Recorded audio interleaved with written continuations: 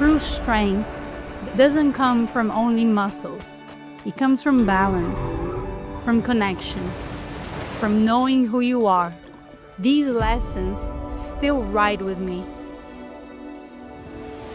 And when I fall, I rise, trusting that force is still with me.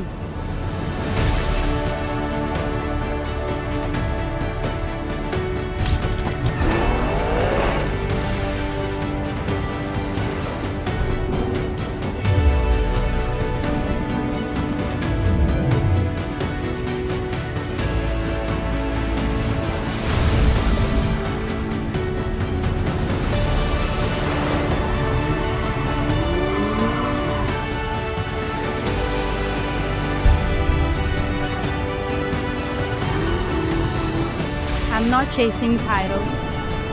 I'm chasing my limits. What I believe to be true.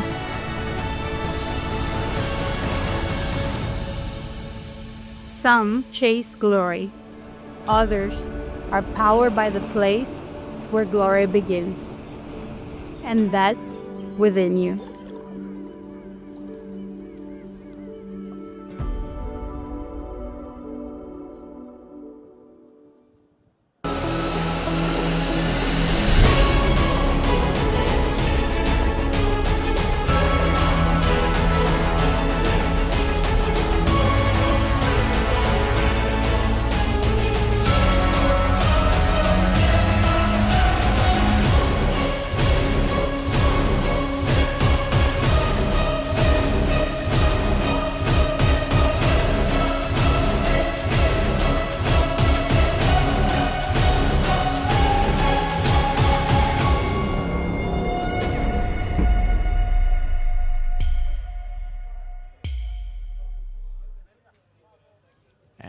Good afternoon, everybody, and welcome to your GKA Kite-Surf World Cup here in Punta Preta. Conditions have finally arrived at the beautiful island of Sal. I'm Joe Siasha, and joining me here, Ben. Welcome. Good afternoon, Joe. Good afternoon, everybody. First time in the booth, but I feel I'm in safe hands. As we can see, our athletes are starting to get ready out here on the water as we are waiting for that heat to go. We can see right now as there is Lorenzo and some of the locals getting ready. But next heat coming up, as that one has just finished, was Nicolas Dovgiev and Jordi Sansa. Jordi, one of the local boys here from Cape Verde. You know him very well personally. Tell me about him. Jordi, yeah, excited to see him out. He's come through the qualifiers, through the wildcard event. I think it's the second year running. He's achieved this, runs his own school just down the beach. From that shot, you can probably see it just down by the hotel, actually. I know he's really excited to be competing again. It's that's true of all the local guys, whether they were pre-qualified or have come through the wild card. This event means so much to them.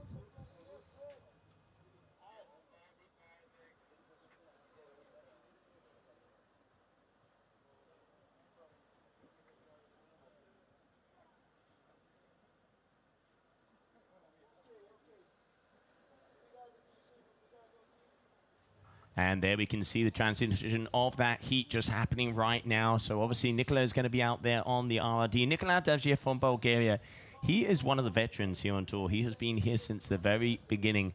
And the thing I love about Nicola, he has such a laid back and loose style. Conditions are borderline, to say the least. We've already cancelled the first heat, then come in with the second, and now we are here live with that heat number 3. At the moment, the wind is definitely on the light side. We're seeing anything from 14 to 17 knots. And the skill sets you need to stay in position, it's definitely going to be interesting for some of the athletes out here on the water. Yeah, different challenge. Everyone's used to seeing Ponte Preta double overhead. That's a challenge in itself. This is a completely different challenge. Kit selection is going to be key. The guys will have had something set up, ready to go when they thought about coming here.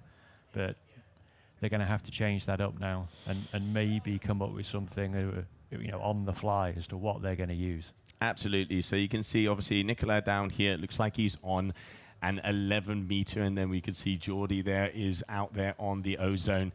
I mean, this is not an image you want to see when you are starting one of the wave events. Unfortunately, swell is small, wind is dropping off. We are currently right now going into sequence, but as I mentioned before, one of the heats was cancelled at the beginning. This is why we have waited until this heat to come in, as it did look like the wind has stabilized. But unfortunately, when you see athletes body dragging up to the point, not the kind of sight you want to see. Not the sight you want to see, but it is a trick we can use to stay upwind. So you might not want to see this, but it is a tool we can use in light winds to stay up. The trick at Ponte Preta when it is light winds is to hug right into the coast, right into the rocks. Use actually the current to pull you out. If the winds are light and you're waiting for the gust rather than big tacks, which might going to end up taking you downwind, you want to hug those rocks as close as you can and wait for that gust to come through. So actually, that you might see guys with their boards submerged in the water, they'll be up to their knees, or they might still just body drag, and that's just going to hold their position whilst they wait for that swell to come through. Absolutely, and there we can see as we are just getting ready, Jordi Sansa, Nikola Abdabjiev are the two athletes that are in the water, as it is heat number 3 of round number 2.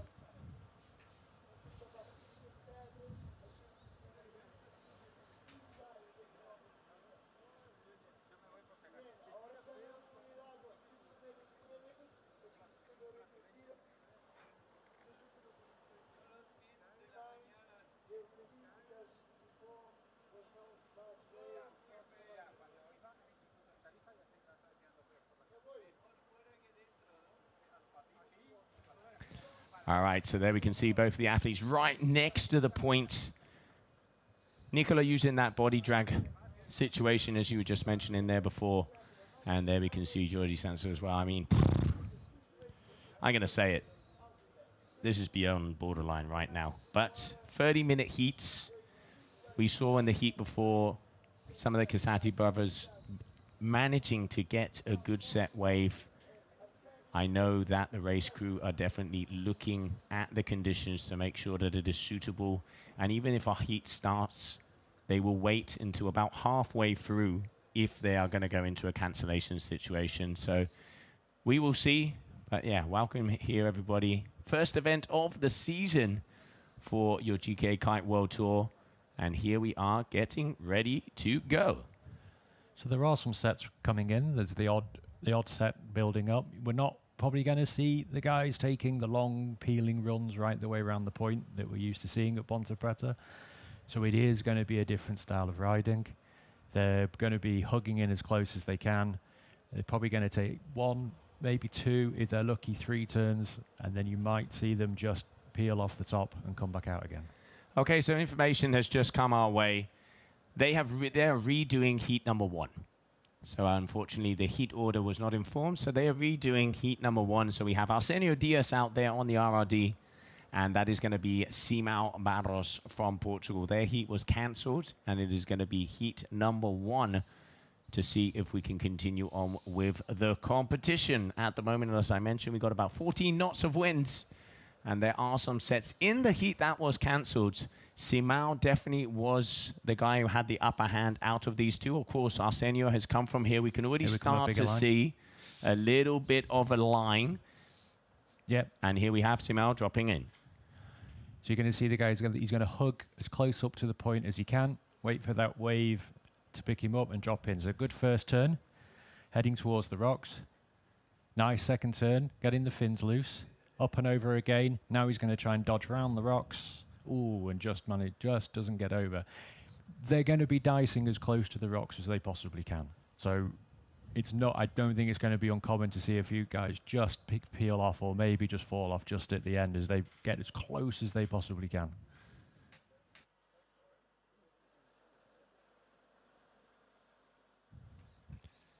All right, so we're just waiting for those scores to happen. As you can see, 5 minutes in, 30-minute heats, and now look at that wave rolling in here for Arsenio Diaz. Here we go. And we're going to see with Arsenio, there's the switch. So Arsenio is riding backside here.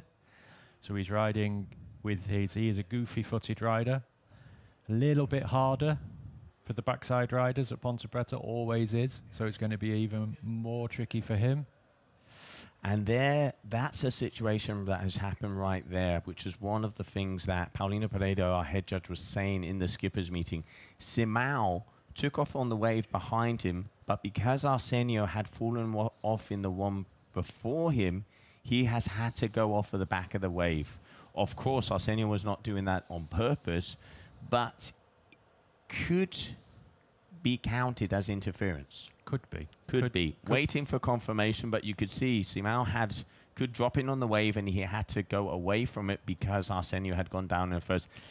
Very borderline rule, that one, because I understand if someone is doing interference on purpose, but if you have fallen off, but rules of the game, let's see what the judges are obviously they'd be taking into account the conditions out there, how hard it is to navigate around the point with this light wind, but still scores on the board. So 4.0 and for Simao, so a decent first wave for him, and Arsenio just with that in and out. Yeah, so with the interference, normally the guys would peel off the wave and head downwind, but as they're getting as close into the rocks as they can, we're going to find times where they've got really nowhere to go at that point. So the choices are run into the rocks or potentially obstruct the ride of the guy behind you. We'll see what the judges make of that, whether there's some leniency. There was a briefing, quite a lengthy one yesterday, from Paulino about priority and how to manage it here and how he expected it to be done. All the guys have listened to that. I do think they are going to really take these conditions into account, though. I would be surprised if that was applied in that situation, but obviously the judges' tower, they have a different perspective than we do have here on the stream. But, you know, Arsenio pretty much couldn't have got out of the way even if he wanted to. But, yeah, conditions definitely on the marginal side right now as both of the athletes trying to stay up. We can see Arsenio actually body dragging again. The previous athletes out, we could see them just about managing to stay upwinds. Forecast is not looking amazing, but it does look like Saturday is going to be the day. But as there is a complete full ladder for both of the men and the women, some heats need to get done as long as conditions are suitable, because if not, it won't be possible to finish. Yeah, if it's contestable, we have to run. Yes, exactly. That's what we want to be doing. Looks like this pair are on 11s. Yes. Whereas I think the previous pair were on bigger kites. So again, kit selection. Do I go with a bigger kite, help myself get upwind? Then when I'm on the wave, I don't really want to be on the bigger kite. So there's a play-off from one against the other. And it's picking your poison, isn't it? You know, we saw the likes of Ayrton out there before who he was pushing because he knows he has a good advantage in these conditions. I mean, he has an advantage in all conditions, as being reigning world champion, one of the best in the world. But he really does know how to use Punta Preta in very light winds. I mean, when it is like this, I think probably one of the only people who could contest against him would be, you know, those top 5 riders and Mitu Monteiro. It's a skill all in itself. Light wind riding, any experienced kite surfer will know that light wind riding is a skill in itself, and then matching it up here to the swell, to the rocks, to the gust, to the line you want to take to try and get your better score. You know, this, as we said, it's maybe not the challenge that the guys are used to at Ponte Preta, but it's a whole new set of skills. It's a whole set of skills which is different to what we've seen before, but it is the same for everybody. Everybody is having to adapt to this. I think with the local guys, they do have the knowledge of how to stay close as they can. They do. I think we've discussed this the other day, that they have a name for just about every rock out there, and they know where they all are. They've said hi to every single rock out there. And that's going to help them. Just looks like Arsenio is headed in, whether he's just going to try and come slightly upwind again to take that line round the point, or whether we're looking at a change of kit. But Simao is still hugging up at the point. No, heading back out again. So there is an upwind marker. The guys have got to stay within the competition area. So we do have an upwind marker. We have a downwind marker, which we're not getting near to today. but we do have an upwind marker, so they can go a lot further upwind. But as you can see from that shot, the further upwind you're going to get, the wave's going to be breaking on the rocks. Nah, absolutely. I mean, you can see at the moment, Simao will be able to have the speed to get onto it. And so far, does have that upper hand. Here we can see from our top camera, right kind of just on that Punta Preta point. When it gets bigger, it starts going all the way out, and then the sections do start to connect all the way down here. They kind of say that there's 2 sections of Punta Preta, and from one section to another is where you see the classical air shot, you know, the likes of the windsurfing days with Josh Angulo, or you can see Ayrton when instead of going out in front of it and kind of, you know, chickening around it, you see these guys connecting, you see these guys hitting it, and also if it gets big and if it's hollow enough, you can even see them getting barrels. Yeah, so the 2 sections, when it's bigger, they pretty much join in together. But on the slightly smaller days, yeah, there's definitely 2. It started off with just kind of running round the white water to get round, but now then it got pushed to, can you air between the sections? Now it's, can you air with a rotation between the sections? So it's back rotations. Now we're seeing front rotations. It's amazing. I think Ayrton has even tried handle passing between the 2. So he has tried those backside threes. All right, Simao here having a little look-see. I mean, obviously you got to make the most of every single thing. You can see the rocks just there, and literally just in and out, and a little one-hit wonder. Let's not forget athletes. They have 10 rides, 10 waves they can take off on. The top 2 ones are the ones that score. Panel of 5 judges. The score that you see appear on your screen, the top score and bottom score of the judges is scratch, and then the number is the average of those 3 scores. Then, of course, judges, they're looking for 100% surfing. This is why we are here. This is why Punta Preta is such a good wave location, is because you can surf the wave, but it does have that very offshore factor. It is a skill. And one of the things we have noticed year after year in contest after contest is you can tell which athletes have put in the time to train out here. Arsenio going back in, change a kite. Yeah, trying to see what he's switched to, so he's gone slightly bigger. But I think bigger board as well, by the look of it. I think he switched up his board. But yeah, half-hour heats as well, the 10 wave count, actually, although there's the sets are quite far between them, in half an hour, 10 waves is not that many, so you've still got to be careful which ones you're going to take. Yeah, talking to Paulino earlier this morning, when obviously one of the huge factors when conditions are on the line is selection. Because if you pick off the gems, you are going to get the better scores because you're going to be able to perform. And if you perform on those diamonds in a rough, that's when you really see some of the scores that suddenly, let's say if the average out there is around a 3 or a 4, it could go as high as an 8 or even a 10 because, of course, you know, judges take into account the conditions at hand. And if they see an athlete that has waited, has been patient, has got that set, is in position, has performed on that wave, linking those turns together, hitting it in the critical part, they understand how hard that is with the conditions that we have at hand. This and looks like a this looks like a good one.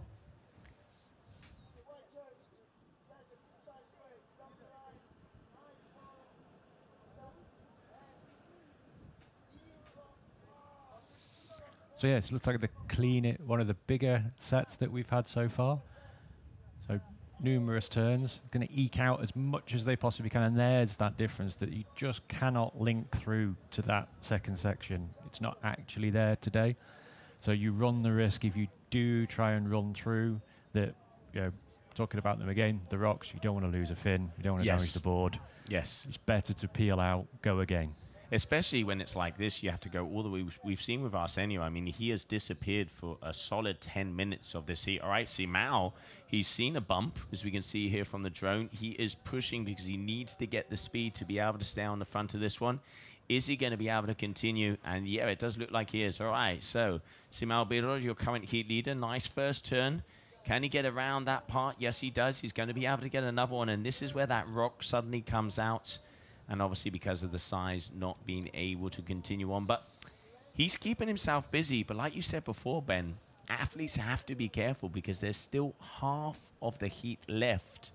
And I reckon that is looking like his 4th wave attempt. Yeah, and if he gets waved out, if he runs out, there's still enough time in this heat for Arsenio to pick up what could be the best set of the day and take the win. At the moment, Simao has got the pick of the waves. We talked about the issues with determining who's got priority earlier, but with Arsenio being downwind and trying to cut back upwind again at the moment, Simao can pretty much just pick and choose. He's got to be careful, though, that he doesn't take too many. If he does instigate a wave, if he does instigate his first turn, it will get scored, and that's something else you've got to be careful of. You need to make it clear to the judges if you're not taking that wave so they don't score it. I mean, if we have a little look at Simao's scores here. So Simao, his first wave of a 4.0. Then he had a 0.30. That's an in and an out. A 1.90. And now he has improved with that last wave at a 5.80. So you can see what the judges are doing. Simao, he's in position. He's taking off on the wave right where, he needs to be. He manages to get a couple of decent, good turns in. Judges are giving him the kudos. So there you can see that 5.80. Arsenio, at the moment, we are just under 40 minutes. Plenty of time. But so far, just an in and an out for him at that 0.30. Yeah, I think the judges will also adjust their scoring to match what is possible today. Correct. And then I think for everybody looking, okay, so I'm dropping in on another one. Lovely first turn in these conditions. And again, second, if you can actually combine it together. So we're just missing that third turn. And there was that rock again.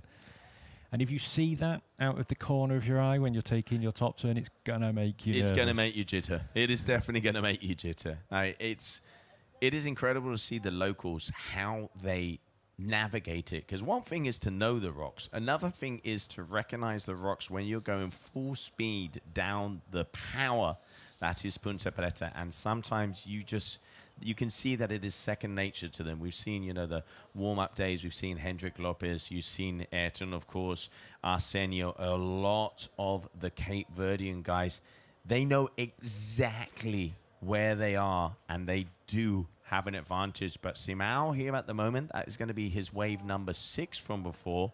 He definitely looking solid considering what is happening here in Cape Verde right now. Yeah, it's looking pretty strong for him at the moment. I mean, we're not seeing Arsenio on the screen at all. And there you go. As soon as I say it, here he comes. So he's managing actually to get back upwind. It's taken him a few tacks to get upwind. There is the option to enter the water off the rocks. That's always there. The local surfers, when they're out surfing, will just go straight off the rocks and out. That is an option. I think we saw it last year. Ayrton actually launched right round the other corner. Me Too commonly will go straight off. That would be an option I'd be taking, as if, not me personally, but I think the guys that know what they're doing, I'd be looking at that option of maybe getting into the water a little bit further upwind than trying to do that big upwing tack. I mean, especially the advantage you can have here, we can see from the drone, that is a beautiful image of exactly that point break. I mean, you can see the rocks just smiling at you there. And of course, the low tide just about half an hour ago. So we are on that change of the tide. We probably got about 2 hours left of daylight. So this is going to be heat number 1. We have now done heat number 2. So we have about 6 more heats to go. So probably not going to be able to finish this round of competition before the sun, but trying to push out as many heats as long as conditions stay rideable and suitable to be able to continue on in that next days, where hopefully that swell is going to be coming our way. Does actually look like Arsenio has borrowed a kite, which is something else you do see on tour. The guys will loan kit between each other. That's a family. It is a family. They're competing, but I think he's just taken maybe, could be Lorenzo's kite from the previous heat. It does look like the 11-meter Harlem, and it went really well for him in that previous heat. But right now, I mean, Arsenio, I think he went out at minute 25, and he is just back into position now at minute number 10. So that decision has cost him 15 minutes of potential wave catching time. Risky move. It's how you deal with that. It's the pressure you're going to put on yourself now. Exactly. Worrying about how long is left in the heat. And then that starts to make you tense. And the last thing we want is to be tense when we're surfing, but certainly in conditions like this, you've really got to keep the flow going.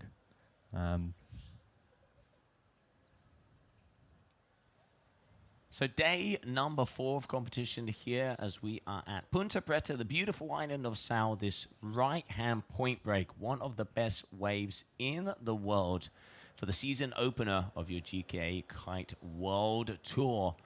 We've been coming here for pretty much 10 years, and every single time Punta Preta has fired.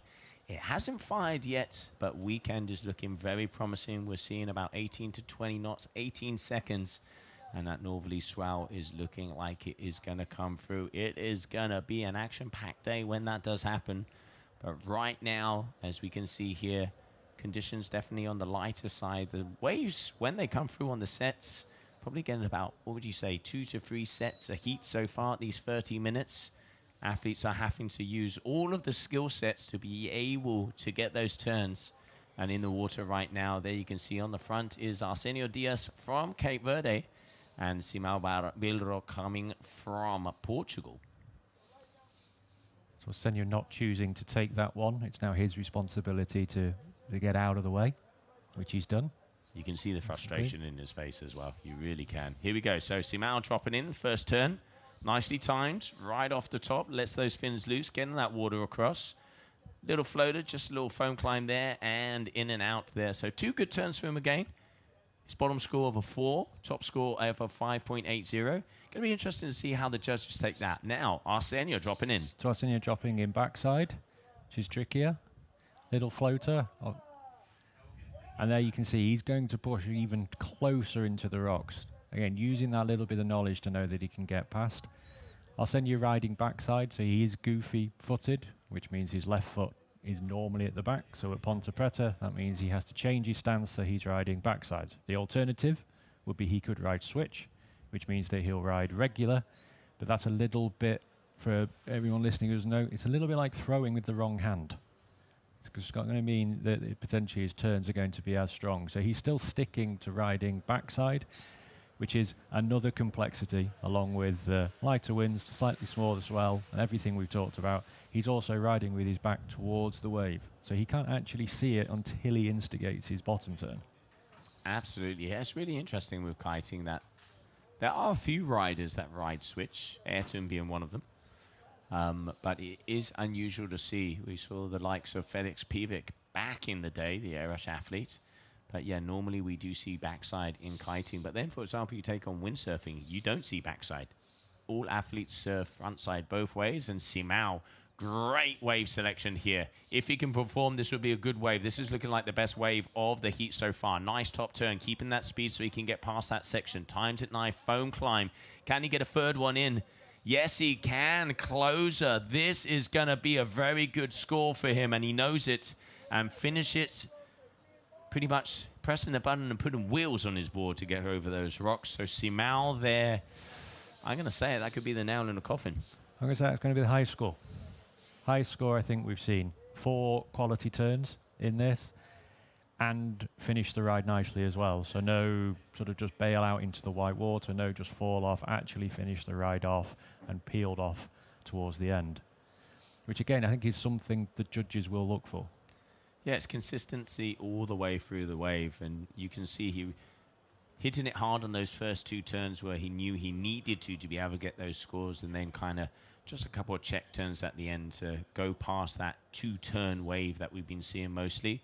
Going to be interesting to see the scores, a nice way to see how the judges are thinking about that, because that is going to be his 1, 2, 3, 4, 5, 6, 7, 8th wave is what we're waiting for there for Simão. And waiting for those scores to drop. I'm going to agree with you. From this perspective, I definitely think that is going to be the best wave of the heat. It'd be an interesting discussion, I think, with the judges around the scoring criteria and what they're looking for. We saw last year, and it's definitely been emphasised for this year, they want to see surfing above everything else.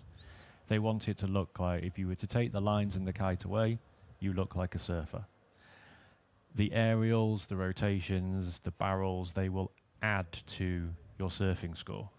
But without the the core level of surfing. I don't see us getting high. However, today the kite is an added advantage in that the kite can pull you round to that next section. So actually, you might need to use the kite contradictory to the judging criteria. So Absolutely. I mean, you know, in the end, athletes, they need to know the criteria left, right, and center. One of the things talking to Paulino earlier this morning, and there you can see from our perspective, it looked like a better wave. And waiting for that number to drop, I have a feeling that they aren't going to see it like that. Judges right on the point, and they are higher, so right in front of it. But one of the interesting things here is that air game is definitely something that has advanced over the last season. We've seen the likes of Ayrton, we've seen the likes of especially a lot of the boys from here, from Cape Verde. But there's airs and airs. There's the air that you use the wave and use the kite to make it better. And then there's airs where you use the kite just to make it happen. So it's kind of like when you see those typical handbrake turns in the middle of the face. It's completely different than hitting it off the lip. Judges really, one of the things they were saying at the meeting at the beginning of this contest is they will slash hard if people are using the kite just to be able to get an air. If you're going to do it, hit it off the lip, throw your kite so you can get the height and land it with speed in the pocket as well. If you can add those three things together, you are going to get the big scores. But, you know, once again, it is quality versus quantity and definitely not a spin to win.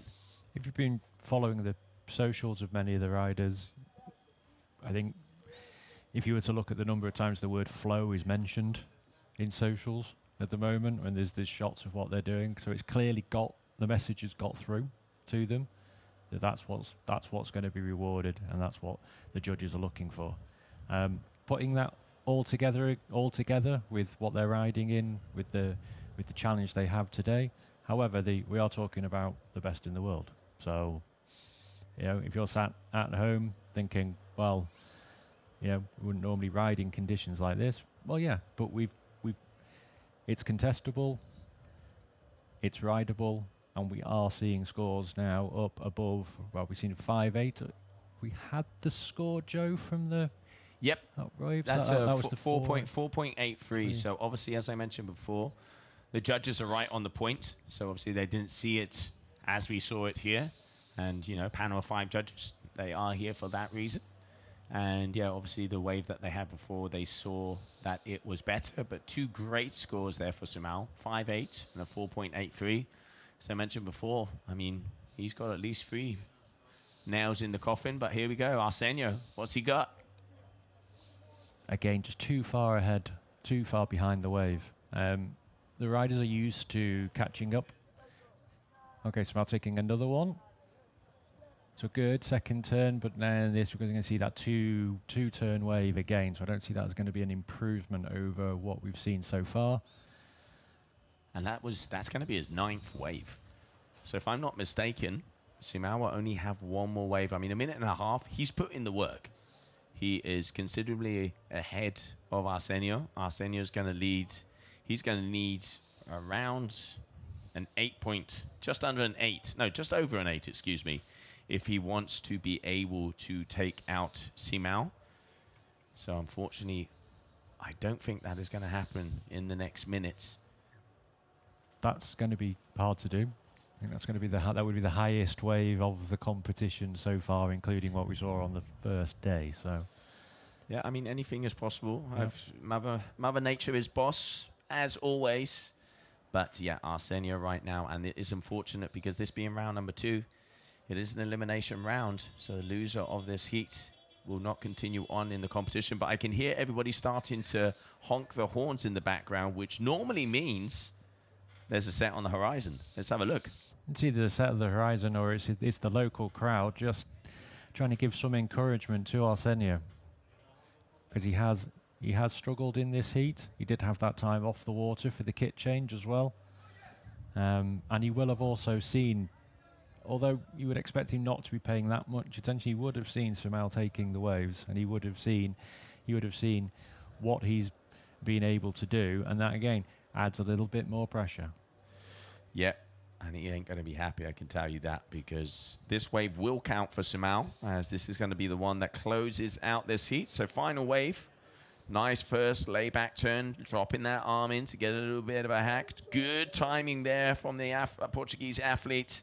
And is he going to be able to get a third one in? No, he isn't. But without a doubt, it is going to be Simao Birro who is going to take the win of this heat, as we continue on with your day number 4 here for the GKA Kite-Surf World Cup in Cape Verde.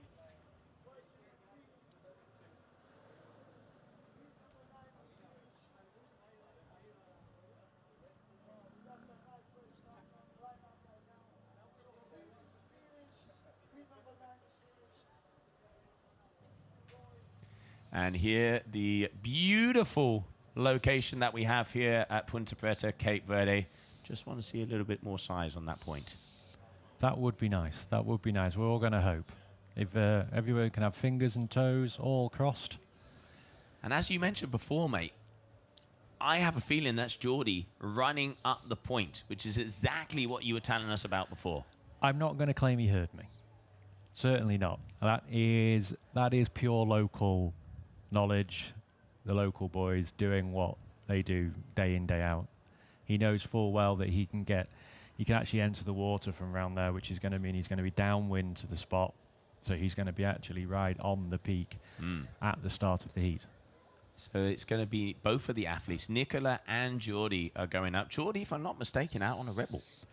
Geordie does ride a 5-stroke kite, yeah. Not common anymore these days. We have seen it in the past from riders in the past using 5-stroke kites. Seen athletes win this event with 5-stroke kites. Yeah, there is no rule that tells you what you can and can't use, and it is completely rider's preference. A lot of the guys will use 3-stroke kites, a lot of the guys will use wave-specific kites, but there is no rule that says you can't use whatever you feel comfortable on. And that's probably the most important thing. If he's comfortable on it, works for him, fine.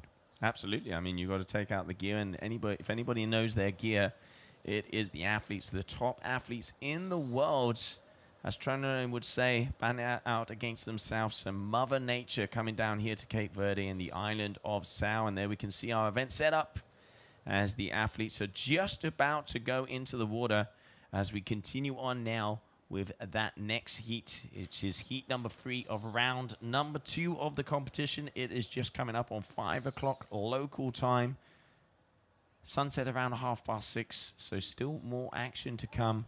And I've just had a forecast update. Weekend is looking good. Yeah, the weekend's looking a lot better. And we really want to be running the finals within that period, which means that we want to get as much done as we can today, so we can take the time with the finals. What we don't really want to be doing is, we want to be giving these good half-hour heats. Cutting them down starts to become difficult with the time between the sets, so it's good that we can run it. I think one of the, I was talking to a few of the riders there over the last few days. Gear selection in these conditions is so important. I mean, we've seen the likes of the industry. One of the things that is really coming up is construction.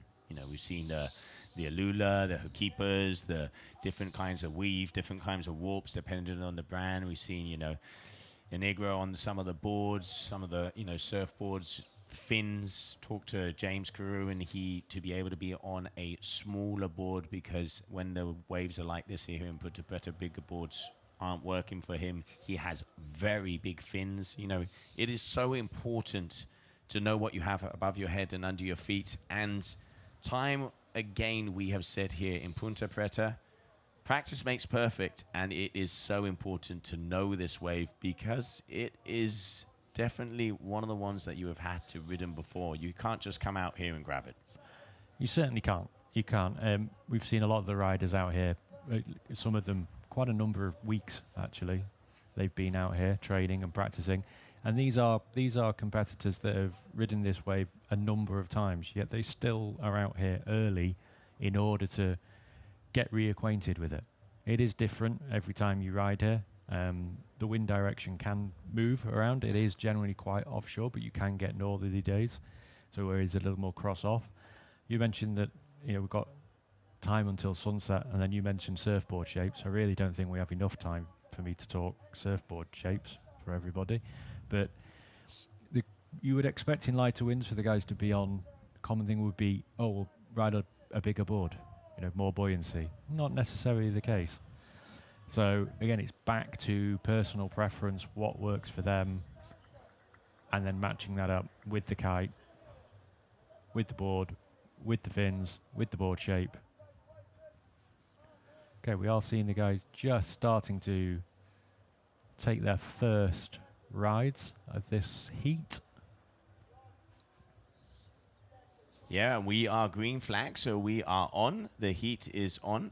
As we can see, both Nicolas Dagiev and Jordi Sansa, as they are getting ready on the point. So action is happening. And let's get out there to see. As so far, we have a 190 there for Nicolas. And Nicolas is going to be out there on the Roberto Ricci design kite. And Jordi Sansa out there on the Duotone Rebel. But both of the athletes right now using the body drag technique to get into position. And that is not what we want to see. Nicolas' kite dropping, and by the way, it is flapping. It is really light right now. You can see it's actually gone a bit glassy there on the inside. Yeah, and looking out the window as well, we are still seeing white caps, but they are further out than they were. So right on that inside section we were talking about, you want to hug it in order to get upwind, but actually the risk of being on that inside section is the wind is lighter there. You can see Nicolas as well, just grabbing those back lines, the old reverse launch, and he is out there on the Gold Suit, so he has the Alula version there of the RRD, if I'm not mistaken. We can see here Sansa there with the SLS. So maybe Jordi being able to stay a little bit further up. If I had to see from this angle, Ben, I think Jordi's kite might be a slightly bigger. Yeah, I think Jordi's on his 11 there by the look of it. Just thinking back, it's easy to tell usually from the colour of it, but yeah, I think that's his 11-meter Rebel. So he is, like, both riders using that technique again of body dragging just to stay as close to the point as they can, as far upwind as they can whilst they wait for the set to come through. Looks like a little bit of good heat management by Nick to start off with, that he's got a score on there already. You can't be guaranteed, even in half an hour of another set, so he's got at least one wave on the board, and now it's a waiting game. And that is a very cool image there. Eye in the sky, as you can see, both the athletes just waiting for those waves or for the gust to come. Nicolas now going to be going up on his boards, and Jordi probably looking to do the same. Winds, just having a little wind reading here. You can see there's occasional going under 14 knots. It was about 14 to 17. And now it is saying that around 13 to 16. As it is starting to come to the later hours of the afternoon, is that normal for this location, Ben? Yeah, we will. I would expect to see the wind just get a little bit stronger just as we move towards sunset. But as soon as the sun starts to drop, we will then see the wind drop quite considerably, I would expect. This side of the island as well will have more wind than the other side of the island. We were both over at Kite Beach earlier. You will get slightly more wind at this side of the island as it accelerates as it passes over the island itself. And plus the wind direction here makes it, the wind direction with it being slightly cross off and being flatter in between the sets does actually give you slightly more on the apparent wind as well. I really enjoyed that last drone shot as well. There's a little bit of chess going on there as well, I think, between the two of them. Absolutely. They're fighting for position and body drag fight. That, I'm going to say it's a first.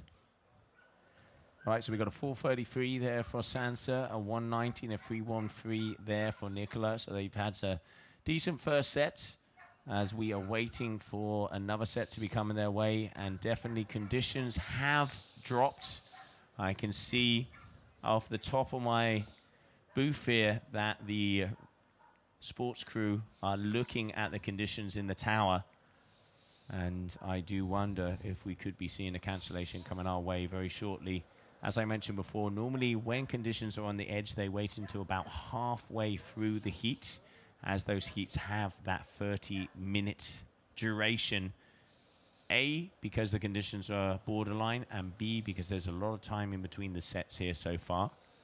But we will get that information to you as soon as possible. But right now, it is Nicolas Daziev who has the advantage.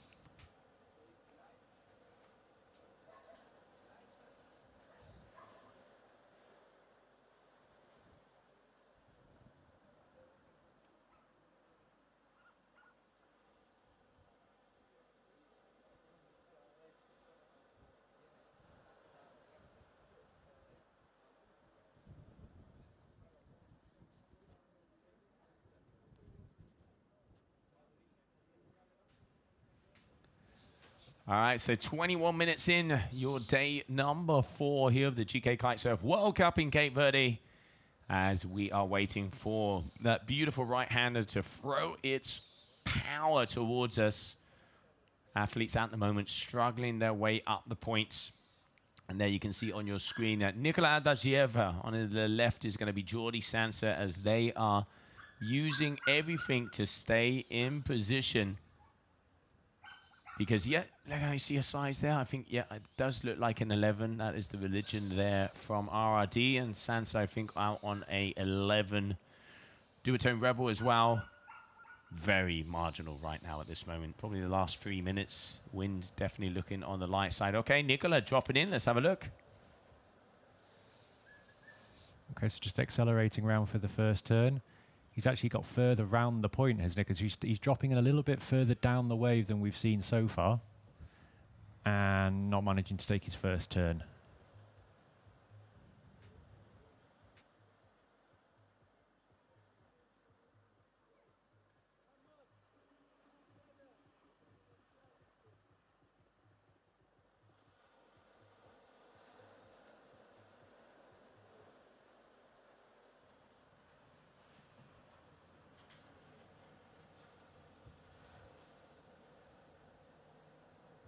I tell you what, I can see the race crew right up there looking now. This is definitely on the limits. I will say, though, I am enjoying Jordi's heat management here. Patience. Having known him for quite a long time, he's suffered with nerves in competition, like everybody, but Jordi has suffered. Nerves are still right now. Nerves, and I think everybody who was here and saw the national champs, the qualifier, a lot of the comments on the beach were just how well he's changed in his approach to the heats, and his confidence to wait, his confidence to not just go out and go for 10 waves straight off the hooter. And I think we're seeing that here. So although he is in second place at the moment, he does have the highest wave at the moment, the highest single wave. So if he can wait, and if he has the patience, and if the heat keeps on running, that's what we're looking for. So he looks like he's spotted something. His feet are back on the board. So now we're doing that sort of second technique of burying the board up to your knees. Again, just waiting to see what's going to come through. Based on what we were talking about earlier, John, priority, at this point, Jordi does have priority at this stage. So if he hangs around there and waits, it will be his choice as to which wave he takes. And you can see Nicola as well. He's actually going to grab onto a rock. I mean, yeah, I can see the crew is looking at this, because if they're having to just hang out on the rocks, we want the riders to be able to be riding to stay in position. We saw a similar situation like this in that heat number 1 that was cancelled. Obviously, as we mentioned before, it could be a lull in the gusts, and then the gust comes back, and the second half of the heat really works. So obviously with those 30 minutes, they do have time, which is why the heat durations are so long. But as it stands right now, wind has definitely dropped. You can see it. Look, it's glassy on the inside. Yeah, I mean, that shot that we just saw, Joe, you've been there along with years. That is not somewhere where they would normally just be floating around on that inside. You would have a wave on your head if you were there. Yeah, you run the risk of dropping your kite when your kite's down in that particular area. If it gets right, you've basically got between the wave to get it back up again. If not, it's on the rocks. It's a kit killer. And a big shout out over here on the stream to Leo Kitesurf, Bora Artur Moraes, some Brazilian power, some Brazilian fans tuning into the stream. I can't wait to see Artur Moraes. Let's have a little chat about what has happened so far. Let's not forget the last event in the season, Brazil. Artur Moraes took the win. And that was so important for the community and for himself as an athlete because of that win, which is well overdue, the government pays for his whole tour. So he is, for the first time, going to do all of the stops of the tour.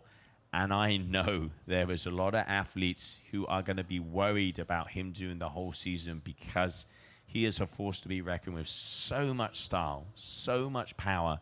I saw him warming up over the next days. He is definitely going to be doing some damage. And let's not forget also Gabriel Benetton, past world champion. Pedro Matos, who was world champion last year. A lot of the best surfers we have on the tour. Probably one of my favorites, Sebastian Ribeiro, who doesn't need a kite to perform on the wave. And, you know, one of the things the judges' criteria have been talking about is that. And see if we can have a look, as it does seem like maybe white lycra, Nicolas Adagiev was about to drop into something, but has gone against it. As both of the athletes are standing up there on the point. As we continue on, come to that 15-minute mark. And if these guys don't get a wave soon, I wouldn't be surprised if they can this heat. Yeah, just going back to what you were saying about Artur, I watched him on the stream myself, and that's a great story. It's a fairy tale story. I know there's a lot of riders from this country, from Cabo Verde, that would also love to see it. You know, they'd love to get to compete across the entire tour. So to see a rider get that reward, and I agree with you. I think to have some new riders, so Nicola dropping in. So bottom turn off the top, looking for that second, into the second. This one is actually opening out. So we're going to see, there we go, into a third turn, straight into the fourth. And trying to link through. Fins out, we're all into the, very close to the rocks there, dicing, and Geordie following straight behind him.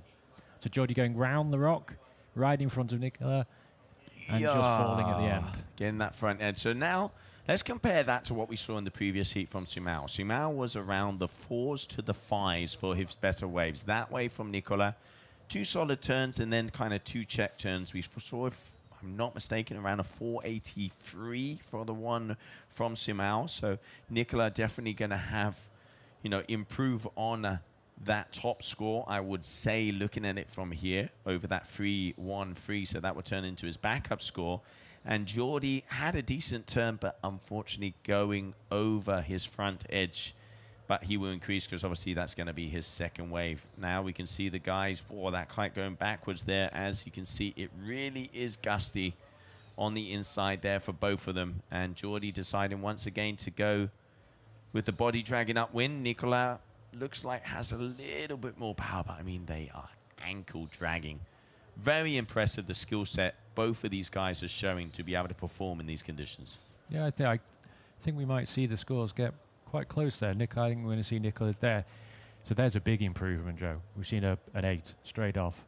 That's definitely a reward for linking those turns together. The clean exit at the end. We'll just wait and see how Geordie's backup score. And I'm really happy to see that as well, because what the judges have done there is that if you're patient and you get that wave selection, you get the bigger wave and you perform, you are going to be rewarded. So I'm really glad to see the judges stepping it up there with that score. And I think the difference we saw between Nicola's wave and Simal's wave was the variety of Nicola's turns. He only had 4, but there was variety within those turns, which is slightly different to what we saw with Simal, where we saw 4 turns, but they were very similar in the type of turn. One of the scoring criteria is variety of turn.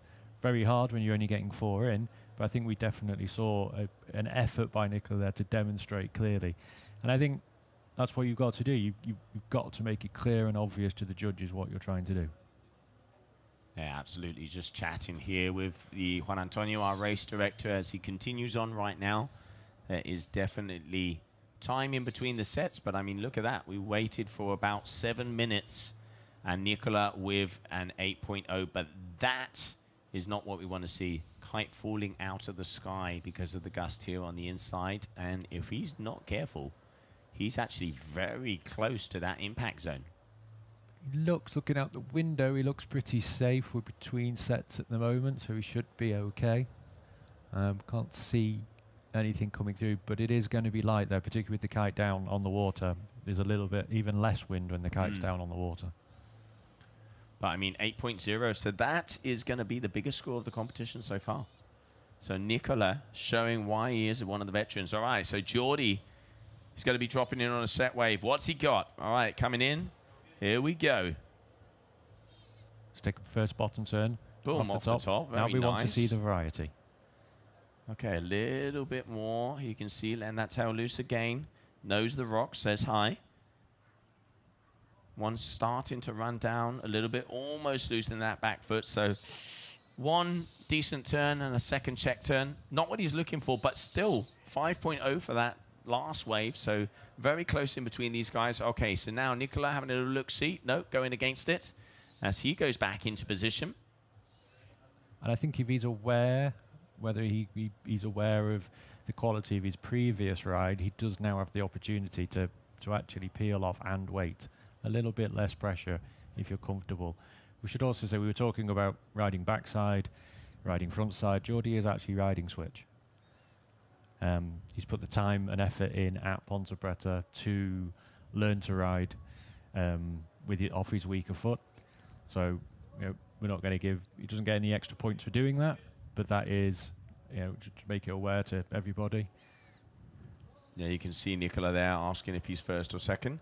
So you can see on the beach, so there, one hand up means he's first, two hands up means he's second. It's just kind of, you know, controversy there because, you know, if someone's happy with him and he's got two hands up in the air going, yeah, mate, you got it. And then he's like, what do you mean I'm second? So, yeah, Nicola in first position there with that 8.0 and a 3.13, 11.13. So great ride in there from him so far. Geordie still, so that was a 393 for that last wave.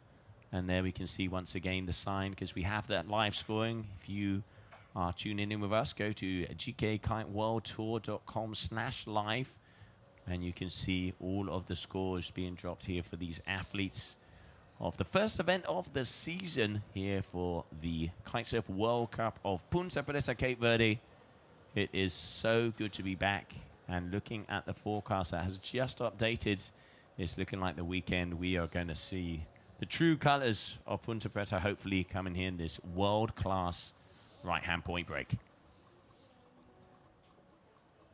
Just talking earlier, the competitors have no link to the beach. The only way they can really know where they stand is through having a caddy up on the beach. There's some sort of signalling between them. They don't know the scores when they're out there riding. One of the advantages of riding at Ponte Preta is how close that caddy is to you. But we are seeing, it's definitely going lighter again. Nicola decided to go around that one, getting a little bit too close to the ropes. And just under 9 minutes to go. There we can see that Cape Verdean flag flying high in the sky, marking the upwind point here of our competition area. With your two athletes, Nicola Jordi Sansa, local boy from Cape Verde, here for the heat number 3, round number 2 of the men so far. Athletes out on an average of an 11-meter kite. We've got about 13 to 16 knots so far. And give or take about 3 foot on some of these sets. And right now, the top wave of the day goes to Nicola with that 8.0. And the chess game has switched now. Yeah. So we're back to body dragging, swimming, chess, but this time with Nicola with the priority in this. So who's the bishop and who's the turret, mate? Well, you would argue, if my chess knowledge is up to scratch, Joe, that Nico's the king because he can go in any direction he wants, whereas Geordie at the moment is going to have to react. So he's got to make sure that he keeps clear, but he also wants to make sure that he's in a position where he can catch the wave if it comes in. Very close though at the moment. I mean, only about just over 1.5 points in between these two. So obviously, you know, we've seen 5+. We've seen 6s. 8 is definitely one of the best scores we've seen so far.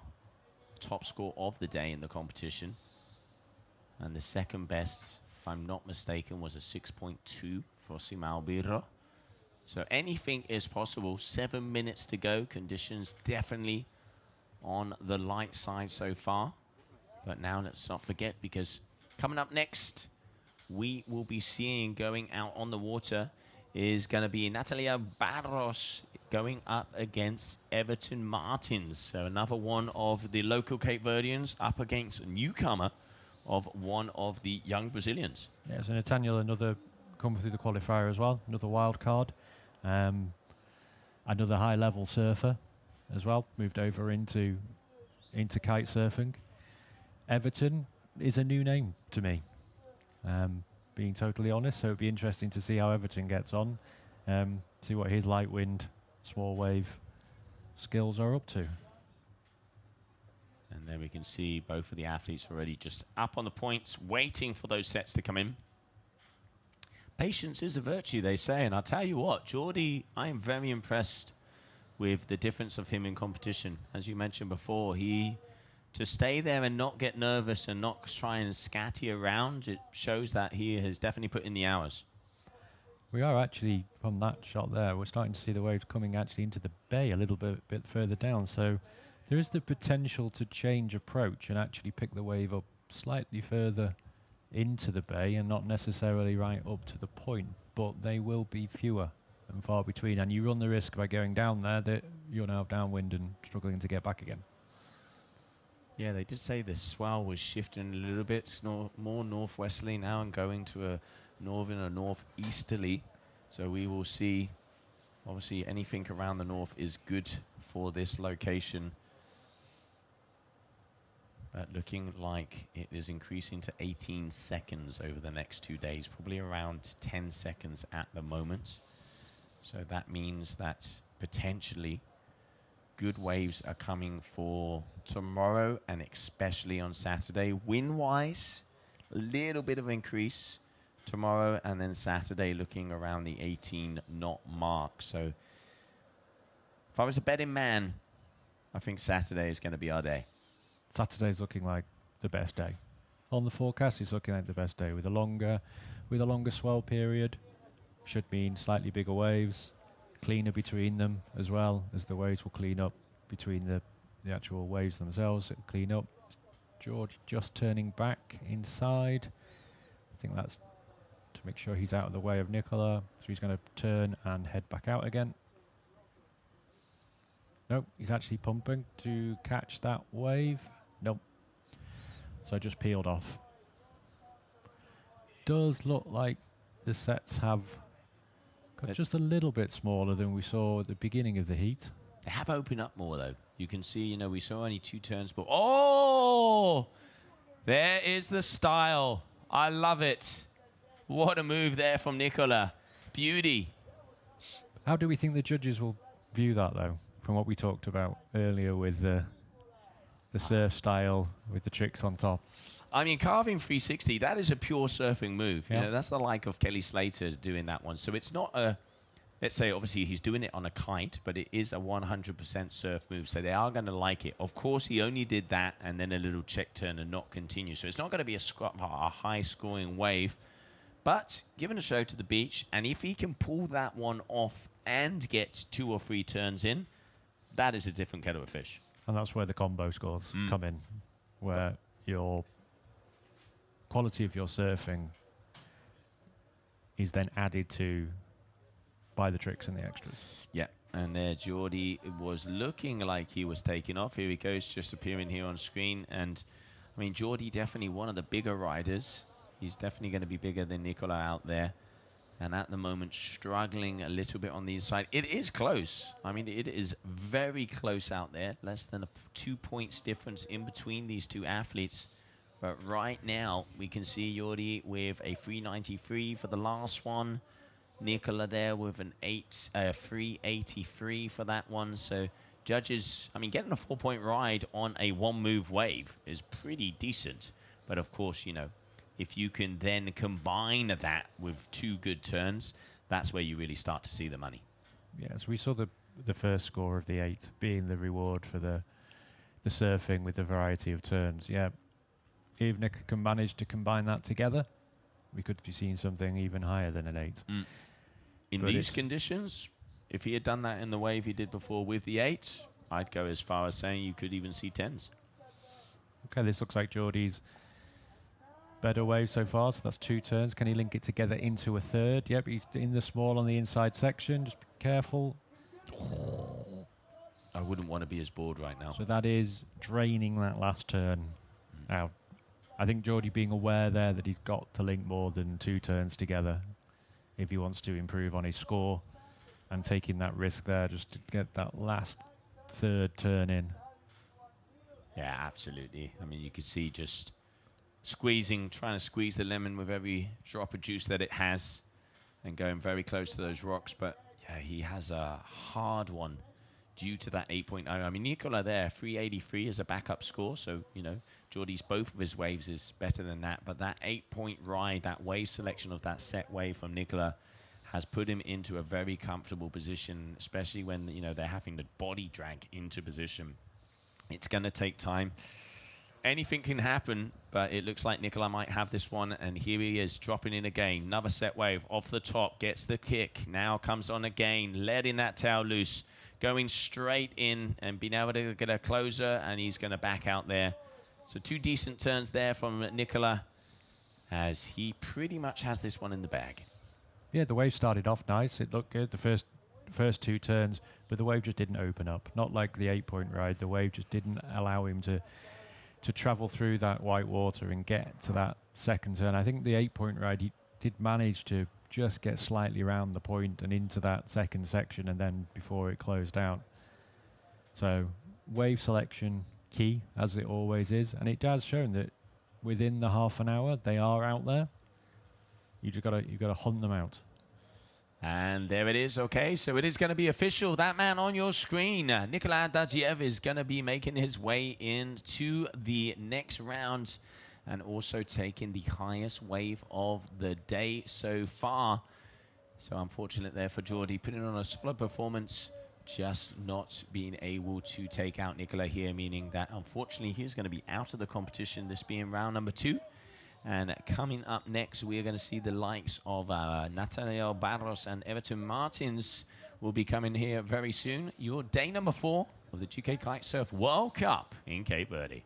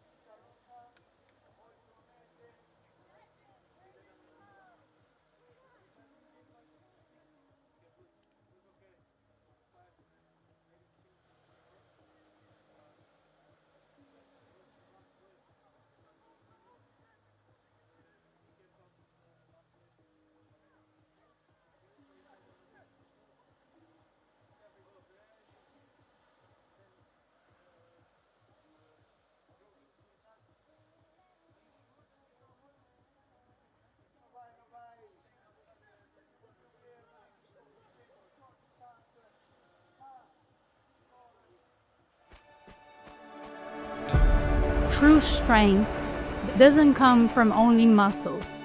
It comes from balance, from connection, from knowing who you are. These lessons still ride with me. And when I fall, I rise, trusting that force is still with me.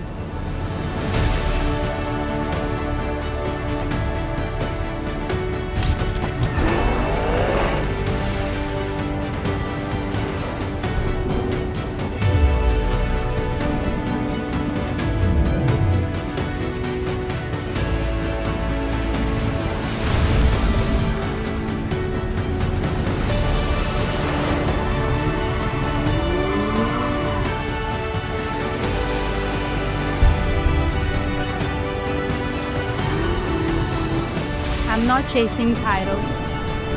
I'm chasing my limits. What I believe to be true.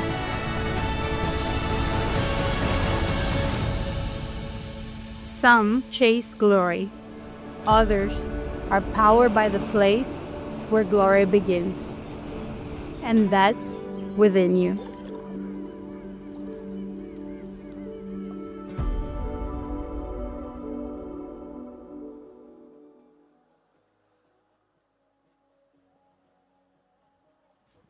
And welcome back, everybody, as we continue on. Because coming up next, we would have that heat number 4 of round number 2.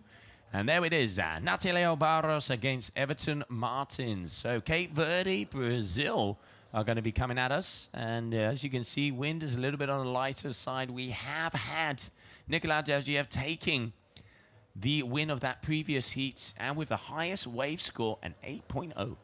Yeah, I think if the guys have watched that, then they should see what the trick is in order to get the highest scores. And here we go, straight in with Nathaniel.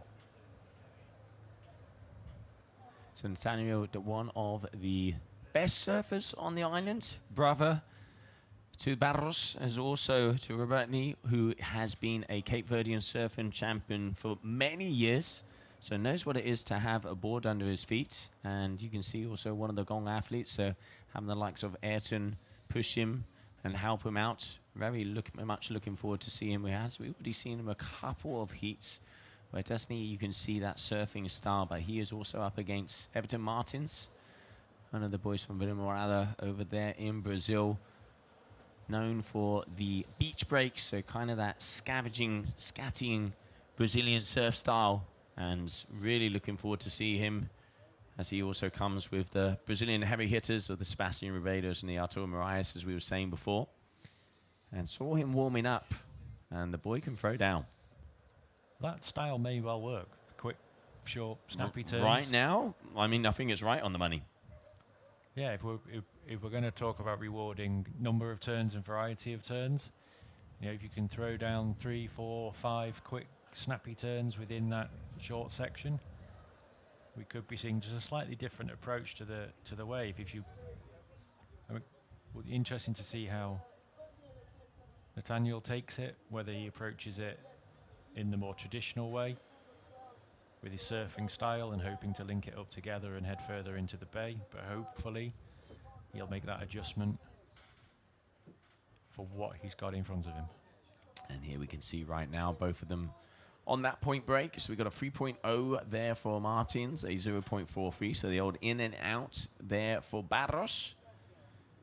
30-minute heats, 10 wave max for each one of the riders.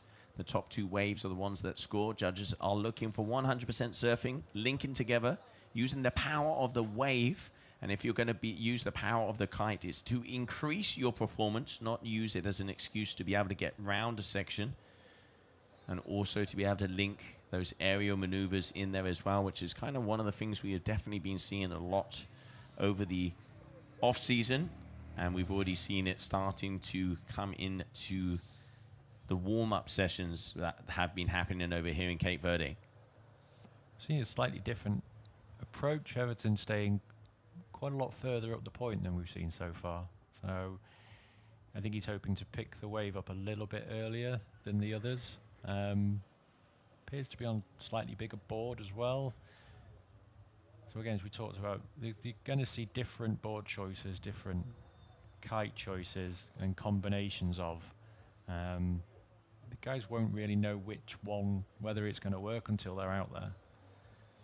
They do have the option though of coming in and changing, but as we've seen when in the previous one of the earlier heats with Arsenio coming in and changing kit when it's lighter winds, coming in, you've got to weigh that up to your ability to get back up to the peak. Risky business, without a doubt, definitely risky business. And we can see here, big shout out to Gustavo, one of the Brazilians shouting it out here for Everton, border, border. As we are just under 25 minutes to go so far. Everton also one of the smaller riders. So obviously these light wind conditions are going to have an upper hand. I'm going to go so far as saying I reckon he's on a 9. That is a small kite. A small kite and bigger bigger board. So different combination. Looks like he's out there on the Ozone Rio. But definitely one of the smaller size, wearing a helmet. Safety first.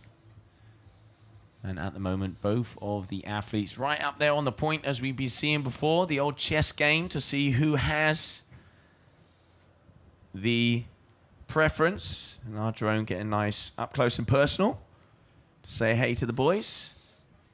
But right now, Everton with ever so slightly of a lead. But early days here for your day number 4 of the GKA Kite-Surf World Cup in Cape Verde. Round number 2, heat number 4 on the water. Your Gong athlete, Natalio Barros from Cape Verde, local boy, is up against Everton Martins from Brazil. A bit of a waiting game going on at the moment while we wait for the next set. Looking out of our window in the booth.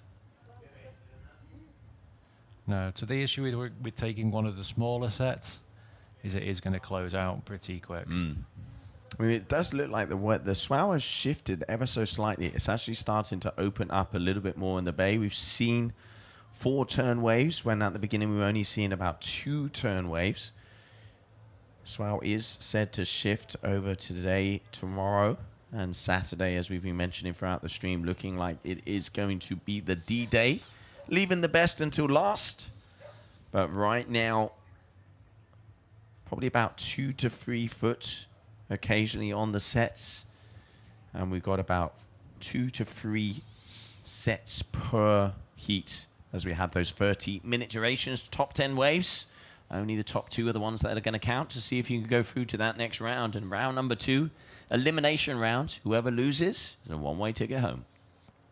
The riders out as well, as they're heading out towards the flag, towards the end of the competition area. You've got to think the wave may be 2 or 3 foot. They're trying to identify that wave out the back. Very much so. Which is not easy. It's not easy. And then you've then got to match that to the timing to make sure that you arrive at that point with the wave in the right section of it in order to take that bottom turn and not be caught behind it, not be caught in front of it. I can see some of the boys just hanging out down here on the beach in front of our live stream booth. And right now, here we have Netanyahu. He's going to be dropping in. Here we go. First turn, but not being able to put it together, as that's going to be a closeout for him. Just a single turn. Again, just those smaller sets, they're going to just close out right in front of the rider. At the moment, looks like Everton seems happier to be out there waiting, just hovering around by the upwind mark. And he's just going to wait. He's got plenty of time, over 20 minutes. So sunset here is around 6:30. So we've got about an hour of competition left. Heat number 4, 8 heats in this round. So probably be able to get through 2 more heats before we would have to call it for today. Then every heat counts, because as we are coming to the final days of competition, it's looking like Saturday is where we'll be having those finals coming our way, and the swell is looking like it's coming as well. So fingers crossed, everything crossed, that Punta Preta prevails. It hasn't let us down yet, but having to push in suitable but marginal conditions here in Punta Preta, which is why our sports team right now is going that extra mile to be able to do some heats in the waves that we have out there on the water right now. And I think we're doing okay for wind. Good scores. We do, yeah, with the light wind days, as soon as we start to head towards sunset, there is always the risk of the wind dropping, but I don't think that's a factor at the moment. The guys are managing to stay upwind. In fact, we haven't seen much of the body dragging swimming technique so far in this heat, so both riders managing to stay upwind without that. Small sets coming through, and they are a lot smaller than we've seen in the previous heats. Everton does look like he's trying to line up for something and then just to turn away so he doesn't end up on a small wave. You can see here clearly the sun is starting to set out, so we're seeing Everton having to cover his eyes there, so he can say he is trying to pick out those waves right out the back. He's trying to look for them in the distance so he can make sure that he takes his turn and heads in with them. At the moment he's having to do, they could do with a visor by the look of it, so he can pick them out.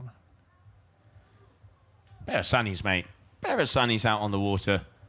But yeah, like you say, that sun does set and the golden hour happens just right here in front of us as we're just under that 20-minute mark. So far, Everton, with that one wave.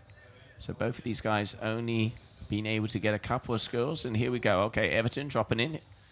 First turn all the way. They are really far up on the point. And yeah, I mean, something or nothing there. It's something. It's going to give him a second score, though. So it'll be, you've got to work with what's in front of you. Absolutely. It's the same for both competitors. It's the same for the next pair out. It's what's in front of you. You're not going to win every heat with an 8 and a 9. So 3 waves there for Nathaniel and 2 waves. 167, so that's going to take him up to a 467. Let's not forget they have a top of 10 waves, just over halfway to go. And there we can see both of them. I'm going to say it looks like the wind has increased ever so slightly, because compared to the heat before where we saw Nicola and Geordie body dragging up to the point, it looks like these guys are actually being able to stay upwind, which is a good sign. And here we can see right now that man on your screen with the black lycra, the blue lycra, I do apologise. Everton Martins, your heat leader. I'd agree. The wind seems to be picking up, but the swell seems to have dropped off. So we need to try and get the combination of the two, and then we will be game on.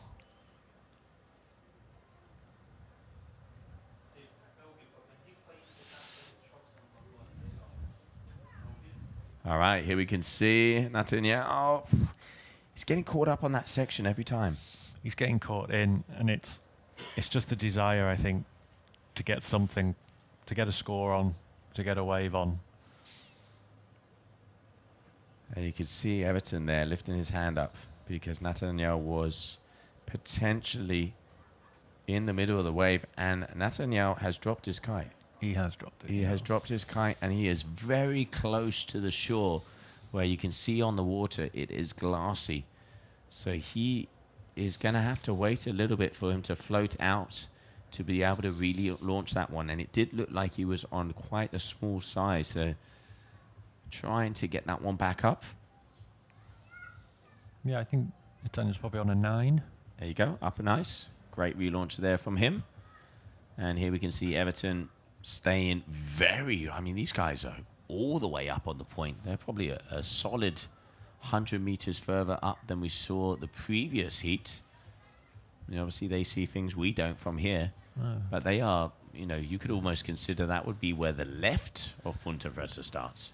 Yeah, they will be challenging that angle of the judging booth. We'll see a few heads sticking out of the booth, I think, in order to get a view of that. The booth is pitched to take where the peak would normally be, so judges might have to be working hard to get their heads out the front of the booth to see that one. I mean, see, from here we can just about see they're all stood up having a look. Absolutely. I mean, they got a nice little terrace right in front of them. If they can't see from the inside, they can go outside, and judging tower, as you mentioned, right in position for where Punta Preta really starts to hit. But right now, 15 minutes in, only 4 waves and 2 waves. So Everton with 2, Nathaniel Barros with 4. You mentioned the left. Should we talk about the Ponte Preta left? Oh, I don't want to. I like coming back here. I don't want to talk too much about that. The locals. Yeah, so there is a left. We don't talk about it. It's one of those. But if you are following the social media with the surfers here, you will have seen the barrels on that left, and they are. Here we go. So looks like Everton. All right, dropping in here. First turn. Okay, slightly slower first turn, and because of that, being left behind the wave. So we talked about that sort of the beach break style. That requires speed. That does require a lot of kite speed to get you on, and then a lot of board speed for that short, snappy style. That's going to be a little bit of a problem here, just to get that board speed you might be used to having in order to create that really fast, snappy turn. Yeah, no, absolutely. Does require wind as well, though, which at the moment is definitely on the lighter side here. We can see them kind of battling it out there for position in between the two of them.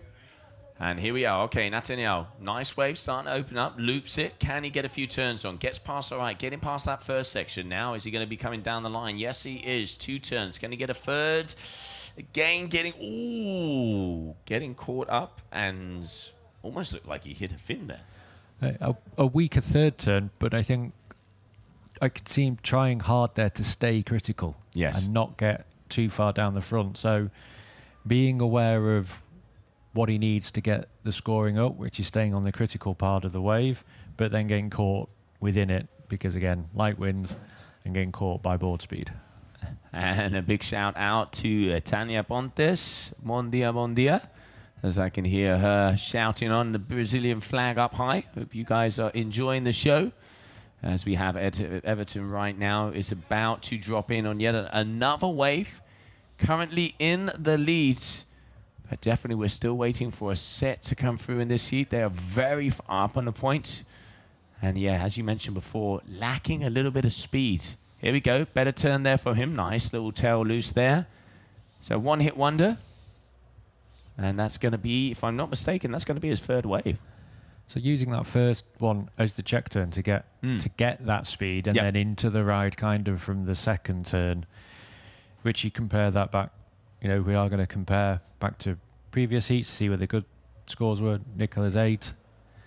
Really solid first turn, not wasting any of the length of the wave in order to get into the ride. I mean, to get an 8-point ride in these conditions, hats off to him. Okay, so Nathaniel coming in this time again, and again behind. Boys have got to be working a little bit harder to get in front of the wave face and not trying to be catching up to it. With light winds, we want to be just slightly in front of the wave face and not having to work hard to catch up and then drop in. All right, so we got a 2.13 for that last wave there from Nathaniel. So that means he is now going to be going to a 3.60 as we are just coming under 12 minutes to go this heat. But so far, still Everton Martins with the lead. But, I mean, it is anybody's games. With 3s and 1s, you can get a good wave and everything can change. Yes, you just got to be now waiting. That was a reasonable set that came through. So the guys now need to wait and see what the ocean's going to deliver. You know, if you're aiming for up into the 3s and the 4s, you're going to take the lead. There is a little bit more energy showing on that shot. You can see there. So one rider heading out, hunting, turning. So that's Everton turning back in. Here we go. Nathaniel is on the wave face. So pumping hard, pumping to catch it. Just dropping in and just off the... Again, got caught up in that first section. He's going to have to work hard to get around it, but it's going to run out of space. And there we can see the drone. Aha, nice shot there, Everton. Nice fluid turns there from him as we change down to the bottom. Gets along. Yes, he does. 3 good turns there from the Brazilian. That's definitely looked like he's for sure going to increase his overall score, and Nateo as well. So good exchange there from the both of the riders as we're just coming into the last third of this heat with 10 minutes to go on the old ticker. Yeah, so I think we saw Everton there with a stronger first turn. We set him up for the ride, so only three turns in the ride, but a stronger ride than the previous one. And again, Nathaniel actually managing to drop in, but then just getting caught up on the inside and running out of space. Oh, and there is looking like a very nice set wave coming to him from the drone. So Nathaniel there with the white lycra. He is all the way up on the points. Wow, he is really far up on the point. Let's see. I mean, local knowledge. Has a little look behind. He's going to loop that kite around. Here we go. Dropping in. First turn. Ooh, just managing to keep himself on it. And that's going to close out in front of him. So, no, he's not finding them out there, unfortunately. No, he's trying to stay. I can see what he's trying to do, which is get further up to the point and drop in slightly. I think he's hoping that the wave is he's actually going to form slightly steeper at that point so he can drop in a little bit earlier. But just with the angle of that, you can see from that drone shot, just from the angle of it, he's going to have to drop in and accelerate really quick down the line in order to then try and get it where the wave's going to open up. And he is just getting trapped on the inside each time. Right, there we can see Everton. Looks good from the drone. Now here we go closer. Good speed on that first turn. Pushing against, driving through those fins. Great turn in. Second turn. Little check here. Can he get a finisher? Loops it around. Oh, looking for a little shampoo. Maybe trying a little shampoo, but another good wave there from him. 3.03 for that previous one. Nathaniel dropping in as well. This looks like a better wave. We can't tell whether it was second or third turn. But yeah, so they're starting to go 1-for-1 against each other at the moment. Heading back out, and there is another set out the back. So we've got race for the guys now to head out and claim priority and turn ready for that next set coming in. Yeah, so under 8 minutes to go. And right now it is Everton in the lead, 6.03, waiting for his score of that 6th wave. And then also for the 7th wave there of Nathaniel. So you already Nathaniel with a 2.13 and a 2.37, totaling at 4.50. And then Everton with a 3 and a 3.03, totaling at 6.03. Good exchange in between the two of them. And now they are back in position. And there it is, a 5.10 there for Everton. Great ride. Yeah, so again, the reward. Good first turn, clean second turn. The second turn, he fought back to get a little bit more critical on the wave face. The third turn, although smaller, was clean, and he rode it out. And I think we've seen that on the higher scores. So that even though you might only be taking a 3 or 4 turn wave, if you can ride out that third or fourth turn nice and clean, you're going to get rewarded for it. And just getting information coming in here from our sports crew. We will only be able to go to heat number 6. Heat number 6, we will only be able to go through to that. So that means that the last 2 heats are going to be Charlie Martin and Woodley Hall, Rafi Salami and Robertni Barros, as then it will be 2 targets to compete. So there is information coming through. So 2 more heats after this one to go. So just over an hour of action. And so far, 5.10, best wave of this heat.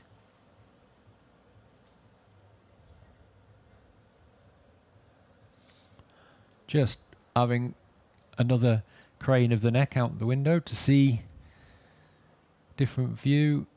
And again, the guys are going to try and be lining up. Looks like Nathaniel has found something. Yep.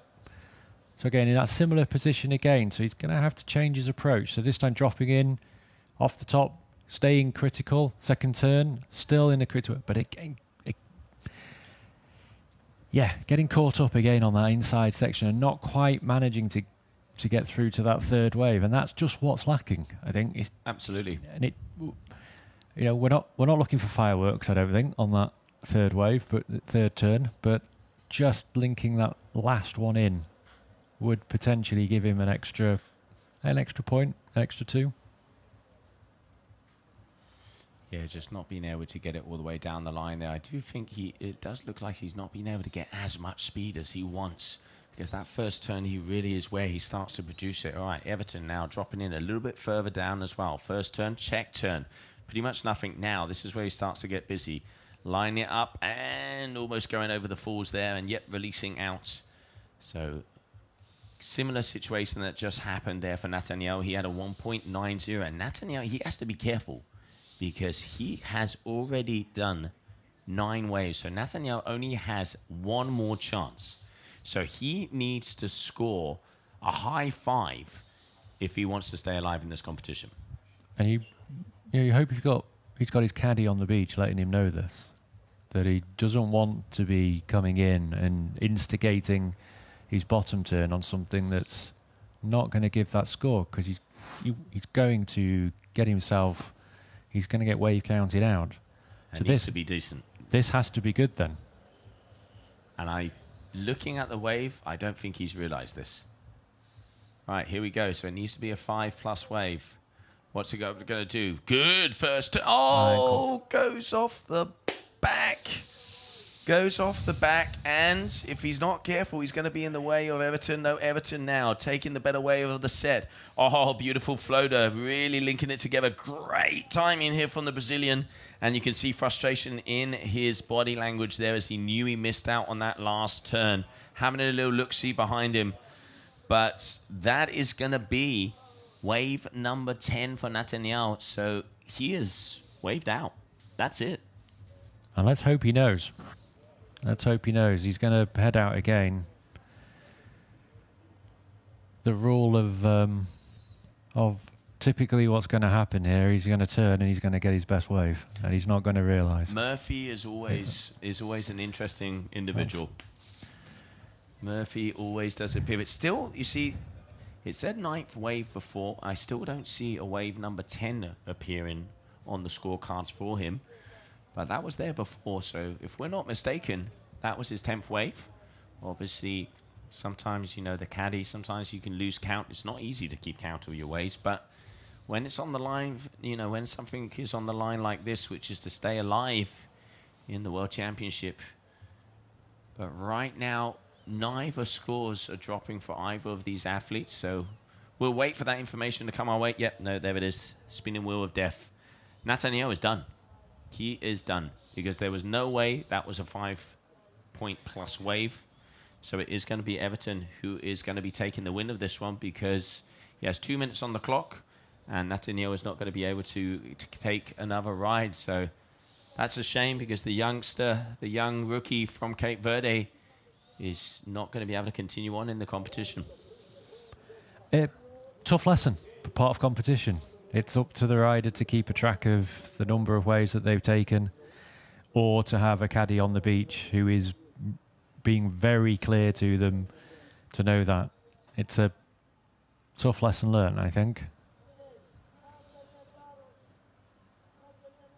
All right, so next up will be Charlie Martin and Woodley Hall. Woodley, last moment entry, who's on the waiting list and coming from Australia. Very talented surfer, really good style, and absolute lad on and off the water. So looking forward to see him. But he's up against Charlie Martin, a young surfer from the Reunion. Very talented surfer, beautiful style, really one hand carving cutbacks is kind of his textbook move.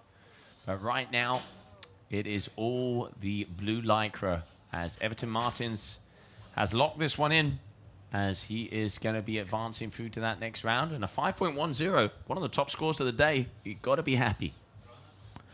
He's going to be over the moon, I think. I think he's going to be really happy. First time here, I believe. Yeah, I guess when he came here, he was hoping for the Ponte Preta that he's seen on videos and seen elsewhere. He may well get that tomorrow, later into Saturday. But he's done what he needs to do in competition, which is to beat the other rider, and he's done that well. So a little bit of a swan song. No, so just turning off.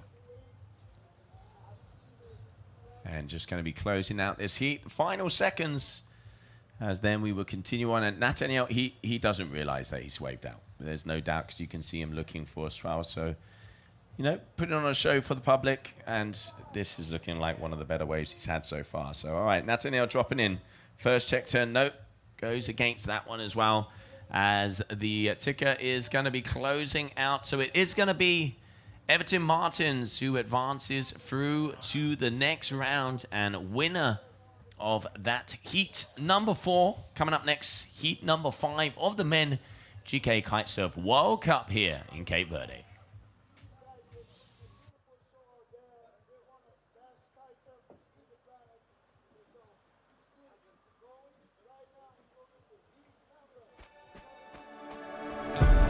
True strength doesn't come from only muscles. It comes from balance, from connection, from knowing who you are. These lessons still ride with me. And when I fall, I rise, trusting that force is still with me.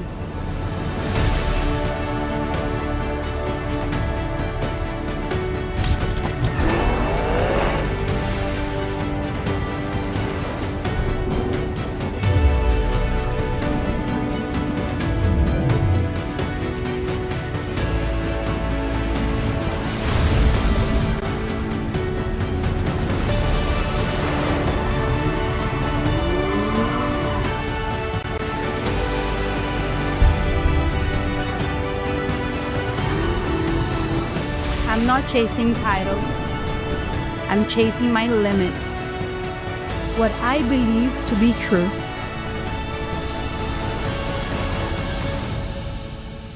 Some chase glory. Others are powered by the place where glory begins. And that's within you.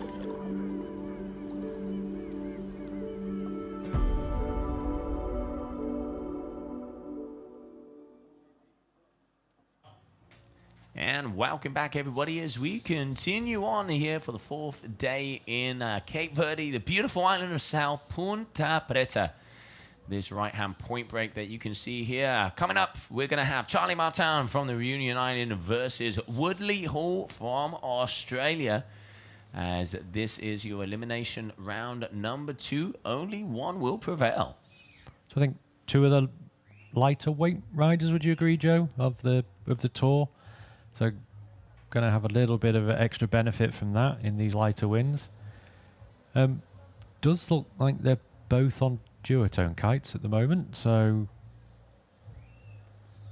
yeah, you can see both of them up here on the top. So Charlie is going to be on the right in the white lycra. Woodley is going to be on the left in the blue, and if I'm not mistaken, it looks like it's going to be Woodley with the Alula and Charlie with the normal SLS.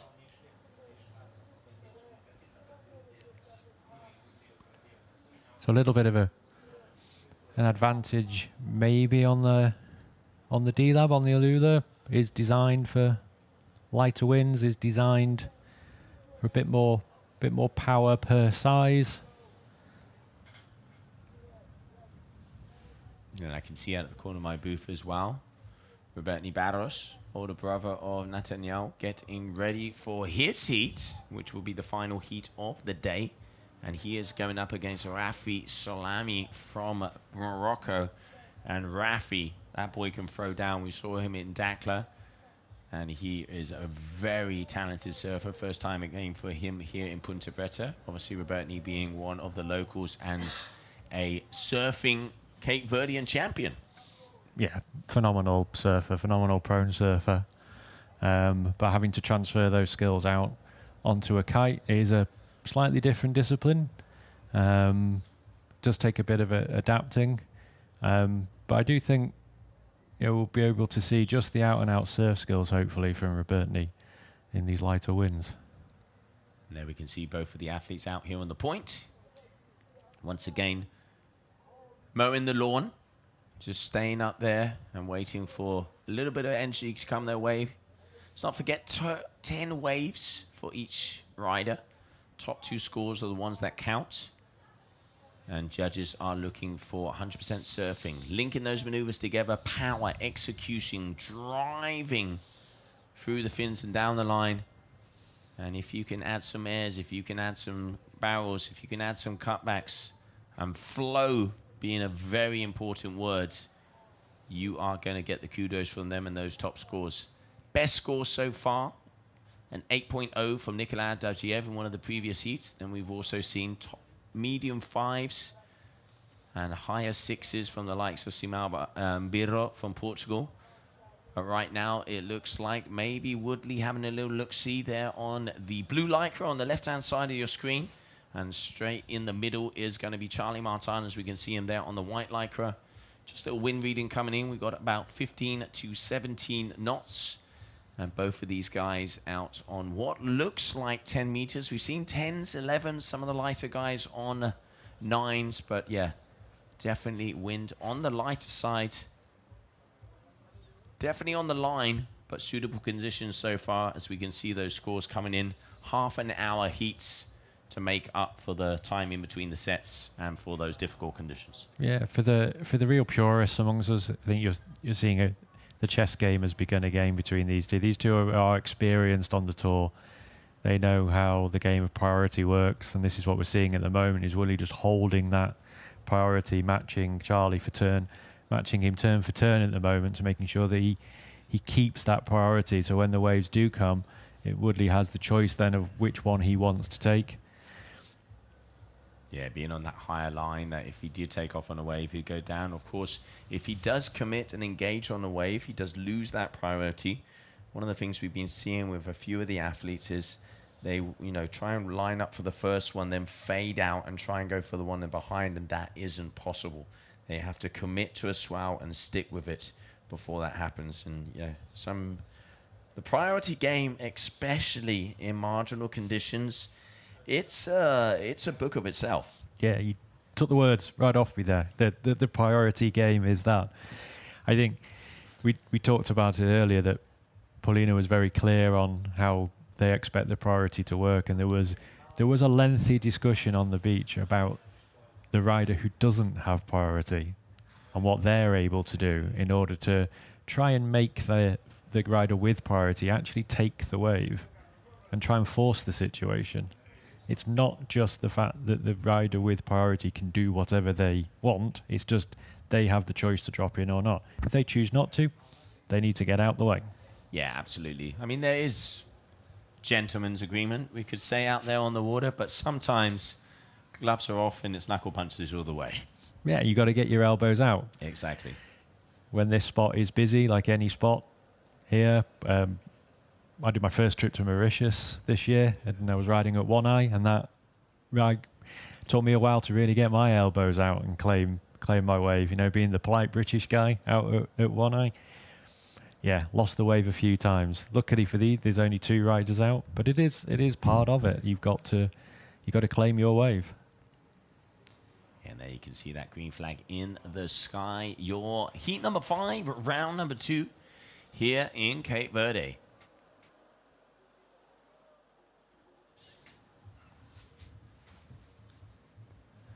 All right, so there, Charlie Martin, as I mentioned before, young surfer from the Reunion Island, very talented surfer.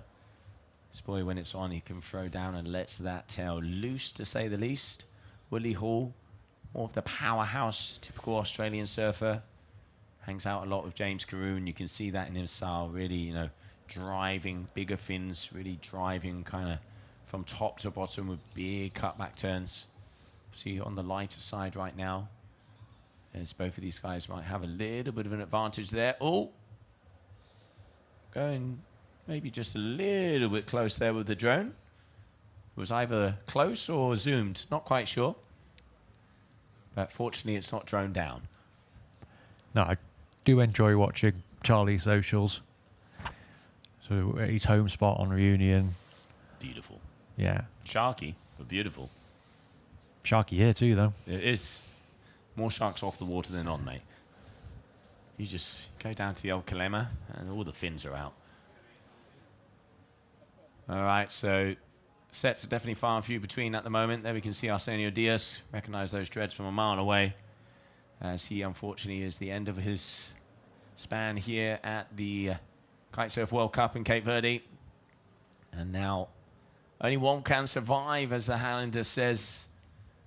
And whoever takes the win in this round 2 will be going through to round number 3 of the competition, where they will see, as waiting for the winner of this heat, we will see Teo de Manis, and the waiting for the winner of the next heat will be Sebastian Ribeiro. So round number 3 of the competition that will be coming up next. And then let's not forget the women, as we will be starting off with that round number 1. And the first heat will be Luisa Neto and Clémence Derian from France. a full fleet of the women here joining us here in Cape Verde as well. But right now, it is looking glassy there on the inside. Okay, Charlie having a little look-see. Going to be taking off on something. Here we go. So dropping in. Off on the first turn, little bit of a check turn, but keeping it open so he can take the speed down the line, getting round the white water, heading towards, and again, just having to bail out just before those rocks again. So, yeah, I can see what Charlie was trying to do there on that first turn, not taking too much of a turn back to the peak in order to not lose the speed down the line. But 2 turns, but it's score on the board. Yeah, getting some numbers up there. 10 minutes in, that's actually the first wave that either of these riders have taken. Okay, it looks like Woodley is also dropping in the right at the top of the peak. Speed. So more open wave this time. Good first turn, and again staying critical. Excellent second turn. Into a third. Oh, so tying them Woodley together into a 4. So we're looking good off the top and just getting caught behind. He is going to be happy with that one. Linking them all the way through. Good speed. I'm going to be interested to see how the judges scored that one. Let's not forget highest score of the day so far, an 8.0 from Nicola.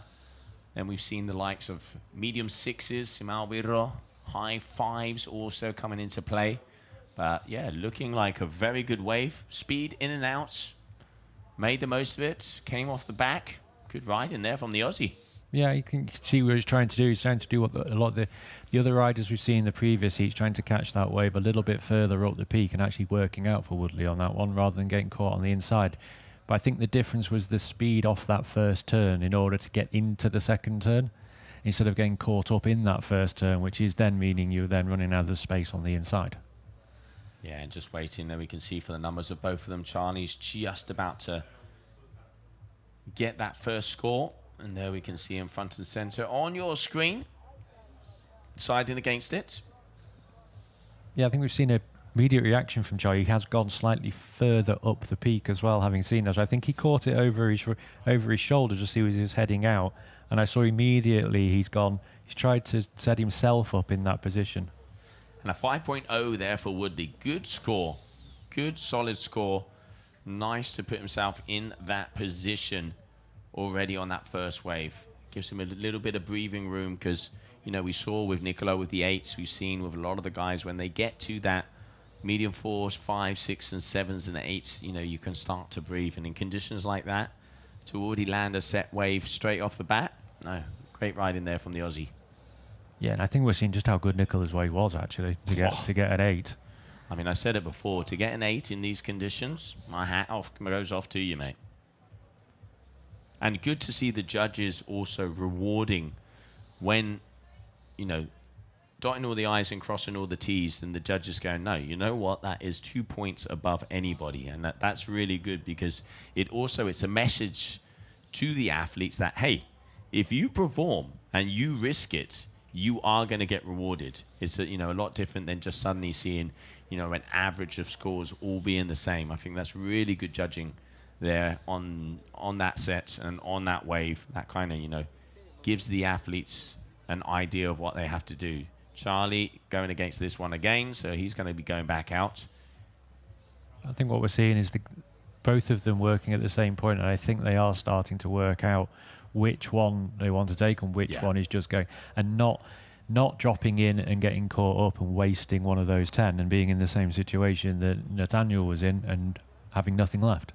Yeah, very much so. Very much so. And I mean, they are way up on the point. We can see, this is why there's a lot of the people in the cameras, because the turrets are in the specific location that it is when Punta Preta is waiting. And they are probably 150 to 200 meters further up the break. So as that swell hits, the waves will start to come a little bit further down the bay. But at the moment, it is that man front and center in the blue lycra. Woodley Hall has the upper hand with that 5.0 on that first wave of his. And here Charlie Martin with a 2.40, excuse me. And both of them hunted and circling. The old game of chess, as you would say, Ben. And only one wave from each of them, so they really are playing the tactical game. We'll see how, if they keep on heading further up the peak, we'll see how close they get to the beach bar right the way up behind us. mentioned earlier the sort of Aussie style. Do you think that you would coin it? You know James quite well as well. That is that a sort of the Aussie style is the power approach? I think, I'd go as far as saying, I mean, James obviously one of the heaviest and strongest athletes on tour. He's been a world champion himself, and he is known for his power. I mean, I think the Aussie power comes from the likes of like Mick Fanning and those kind of Australian, Parko, that they were really about, locking those turns and powerful speed down the line. And, obviously, the youngsters like James Grew and these guys growing up with that background, you can see it in their surfing. And, James especially, he's always on a bigger kite than a lot of them and really pushes. You can see every single turn he is throwing everything into it. And, Woodley, spending a lot of time with him, it's going to bounce off. And, I think it's really cool to see. And, Australians, when it comes to water sports, they are always very strong.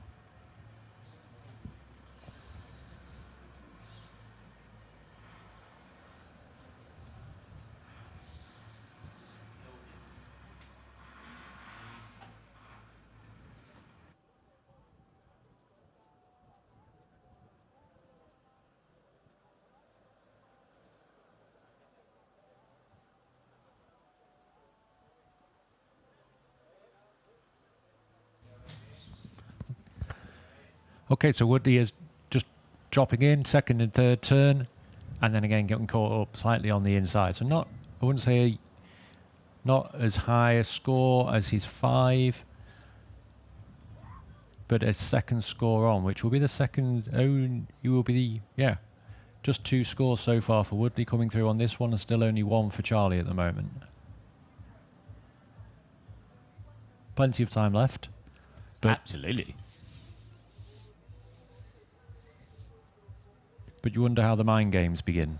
At what point do the mind games begin where I will wait, I'll wait a little bit longer, or I'm not going to wait anymore? Yeah, I mean, that's, surfing, Mother Nature is boss. I mean, the likes of Kelly Slater, he is known for waiting until the end, and really those waves coming towards you, they can say that the energy just come to you. And that line that you're talking about, to the difference of, okay, I see something small that probably won't give me the score, but might give me a little bit of mind space, or do I risk it and sit here? And, Charlie at the moment kind of in that position, because he can go, okay, I can get a 2.60 and equal Woodley's 5, but then if Woodley gets anything else, he could go in front. I think, after Charlie, especially as a very experienced competitor, knows that Woodley has a good score. Probably doesn't know exactly what it is, because obviously can't go right to the shore to be able for someone to be able to tell him, but he knows it's in a good vicinity. So, knowing that, I think the intelligent, thing to do is wait for a set, because he's only going to get good scores on set waves. Yeah, there's no point taking another one that's just going to drain out into the rocks and equal your score or nothing else. He's probably aware, he's probably got a caddy on the beach who he may well be aware that he's in second place at the moment. They may have a signalling system to sort of let him know whether he's out, just what he needs. The old Roman thumb, mate. But what's great about this is it's just purely down to that rider making all of these decisions and all of these calculations in their head each time they're heading out, just working out what to do. And it's ultimately it's down to them. And also, there's always 2 different kind of riders. There's so much talent here in Cape Verde, and all of the top riders coming here. But one thing is to be a talented free rider, and another thing is to be a good competition rider. They are 2 completely different animals, and not always the best free rider is the best competition rider. Sometimes it's that person who can keep it together and keep the cool, and use the priorities, use the waves, use the everything to their advantage, can take those first places. And it's a lot different to surf in between the buzzers. But I mean, Woodley right now 3 for 3 waves, and he is picking off the good ones. Great, keeping that speed. You can see, not getting the turn as radical as maybe, but being able to keep it and go all the way down the line. 3 solid turns here for Woodley, and now just coming off the end there, but still, again, keeping himself busy. He knows he has that 5. He knows he has a good score. Charlie with a little air, but again, straight lining it all the way. So this is not going to be a high score there for Charlie Martin. But yeah, I mean, Woodley at the moment definitely in the driving seat and in control of this heat. Yeah, hard to tell from the angle, but I think Woodley's was probably one of the longer rides we've seen of the day. Maybe, just a similar number, 3 or 4 turns, but certainly a longer ride. So a different criteria met there for the length of the ride. I mean, you can see it with the waves now, like compared to this afternoon, waves were breaking a little bit more straight on to the rocks. And now you can see them actually starting to open up into the bay. So, that is a very good sign, because that does mean it could be the start of the swell that is supposed to arrive over the next couple of days, because that is the direction that they were calling. That's what we're hoping for, is that the swell that is forecast. Fingers crossed, I think everyone is hoping it arrives a little bit earlier than the forecast, and that would be great for everybody. Yeah, absolutely. Saturday being the final day of the event here in Cape Verde, and that is the day that is supposedly to have the best conditions. We continue on here as the afternoon is clocking out that golden color. The golden sky is starting to hit as we are in the second to last heat right now. Charlie Martin at Woodley Hall. Woodley with a 7.60, your current heat leader. And then the final heat of the day is going to be in between Robertni Barros, as he is going to be going up against Rafi Solami from Morocco. And that will be it here for the 4th day of competition in Cape Verde. Yeah, looking forward to the next heat already. Yep, another of the local guys. We are starting to get towards the end of the day, so hopefully we're going to see sort of more of the locals appearing at the beach as well. So Robertni may well have timed it pretty well to have most of his support crew and crowd on the beach at the same time. And there we can see both of them going back out. I'm going to go as far as saying it looks like the wind has increased ever so slightly. It's gone down, then come back in, but now looking at the flags on the right-hand side of our booth here, it is on the light side. 14 knots average is what has been called. We've seen guys out on 9, 10s, and 11s. Pick your poison in the end. Some people prefer to go a little bit more overpowered, but then when you are on the wave, it is harder to release that power, and that's when we suddenly start seeing people being pulled off the back, especially when it's smaller. You gotta know your gear, and if you do know your gear, especially in locations like this, it is a big advantage. Yeah, fully agree. I felt we haven't talked about body drag Jess for a while, so the guys are definitely managing to stay upwind a little bit easier. I did say earlier we would always run the risk here at sunset that the wind does start to slightly drop off, but actually it seems to be holding in at the moment, so let's hope it sticks in for the next heat. And a 6.10 for that last ride there from Woodley, so an 11.10. Second best combination score of the day. So Woodley right up there with the best heats of the day. So that is a definite confident booster for him. Plenty of time to go, but already to get that off the back. Here we can see Charlie's having a little look like this. You can see getting ready to pounce like a tiger. All right, first turn. Check turn, not a lot of face to it. Now you see Charlie starting to scavenge. Nice air right there. But he is starting to scavenge. As you mentioned before, he knows he's in a sticky situation, and he's trying to make it happen. Yeah, and he's ended up caught on the inside, and if you caught it just at the end there, he was actually lifting his board up out of the water to keep it away from the rock. So he is really pushing it to the absolute limit. Yeah, the kite sizes, you're quite right. You need to really be getting away with as small a kite as you can get, and therefore that comes down to board skills and the ability to let that board run and get you upwind, so you can ride the slightly smaller kite. You really don't want to be on a big kite when you then take the drop in, because you are going to find yourself very quickly overpowered. Woodley just sniffing around for something else. Looks like he might be taking in now, throwing the dummy on us and heading back out.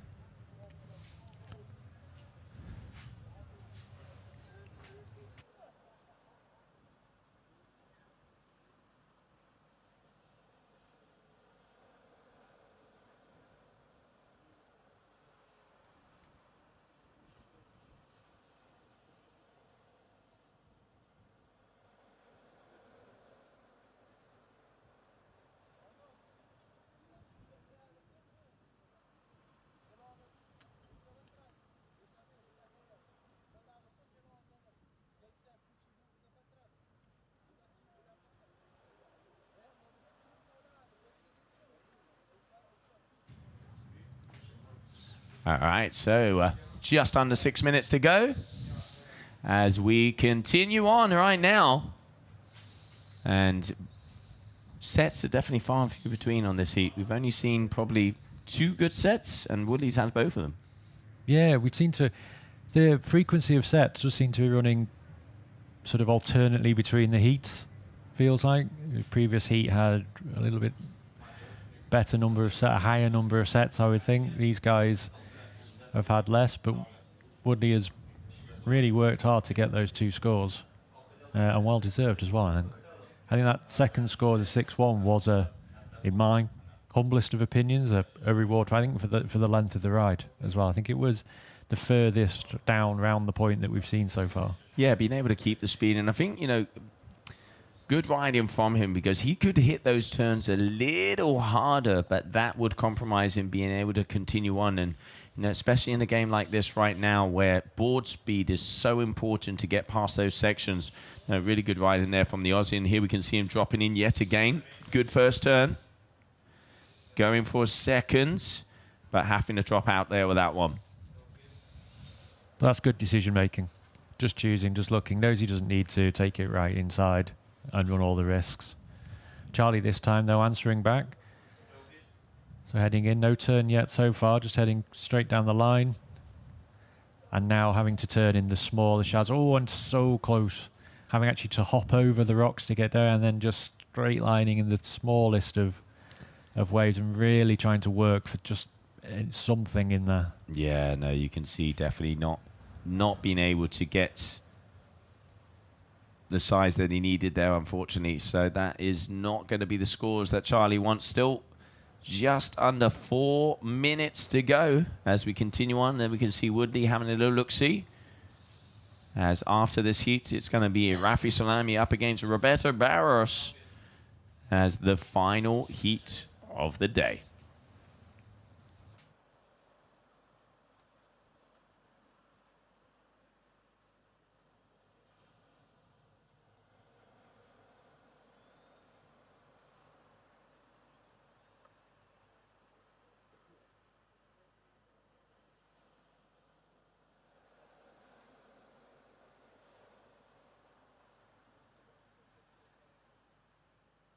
All right, so 3 minutes to go.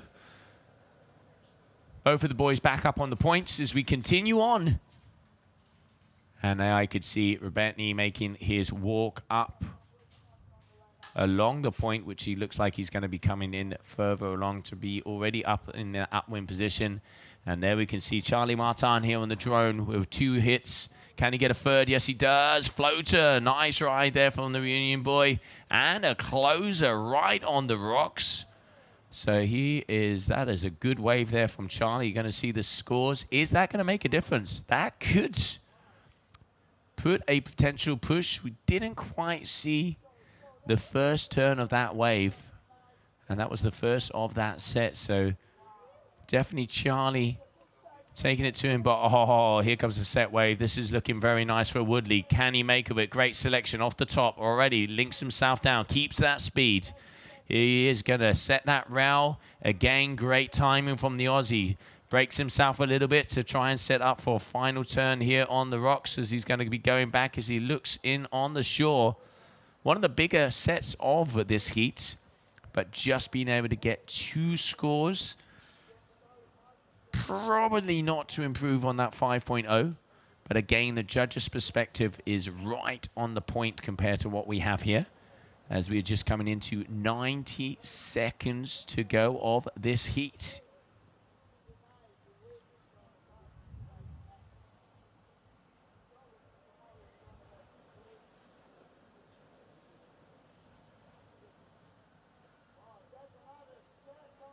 All right, so both of them now. Here we go. Okay, Charlie Martin starting to drop in. There is a set coming their way. And this is a big set. Anything can happen. It ain't over until the buzzer, ladies and gentlemen. Charlie, here he goes. Big carving, a cut back all the way to the foam ball. Very nice, timing it perfectly. Second turn, right on the money. Down the line, Woodley seeing it. Will he go for the one behind? He probably will. Charlie, could this be a buzzer beater? Could this be a buzzer beater? Because that is a solid ride here from Charlie Martin, and he's going to milk this with everything it's got. Woodley Hall was there at the back as well, as he has also had a good ride and a big finish right next to the rocks. You can see the crowd feeling the pain, and now the waiting game begins, because that could change everything. Let's have a look at the scores. So far, 11-10 for Woodley. He has a 6-1 and a 5. When it comes to Charlie Martin, he has a 3-8-3 and a 3. So his best wave score so far is a 3-8-3. He is going to need around a high 7 just to equal the 11.10 there for Woodley Hall. So we are going to be waiting for scores to drop, because that is it for this heat. And coming up next, we are going to have Rafi Salami is going to be going up against Robertly Barros for the final heat of the day. But I will be updating you guys and girls, because it could all come down to this final ride.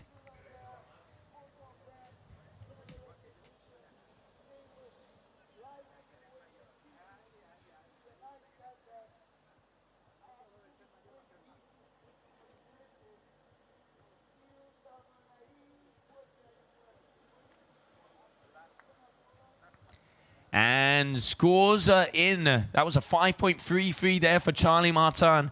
Coming up at the 10.36. But it is going to be Woodley Hall with an 11.10. Taking the win here in that round number 2, heat number 5.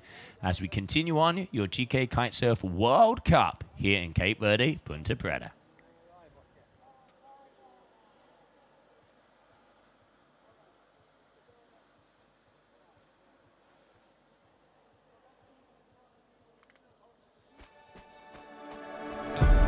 True strength doesn't come from only muscles.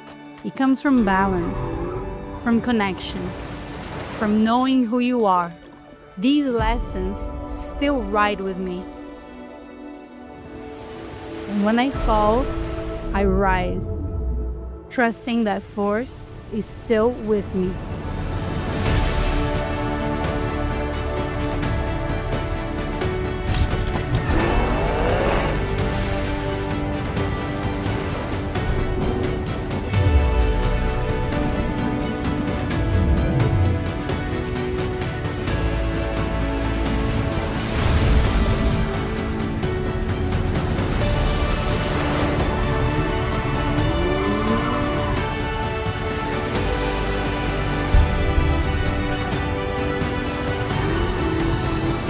I'm not chasing titles. I'm chasing my limits. What I believe to be true.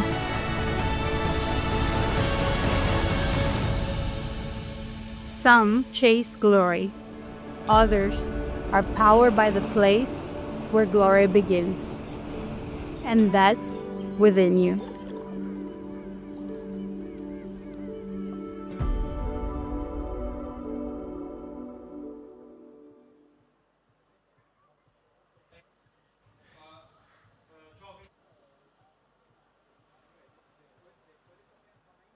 And welcome back, everybody, as we continue on. The final heat is about ready to go out into the beautiful golden sky here, Punta Preta, for the day number 4 of your GKA Kite-Surf World Cup here in Cape Verde.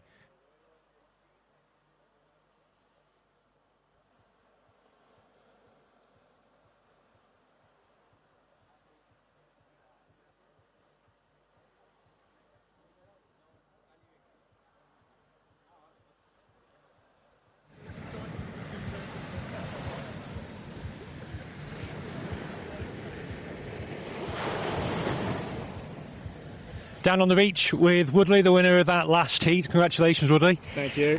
Tricky conditions out there, light winds, soil swell. What was it like out there? Just talk us through it. Yeah, it was super light. Not many waves coming through, but you know, it's still fun. We got a couple good sets at the end, so it was good.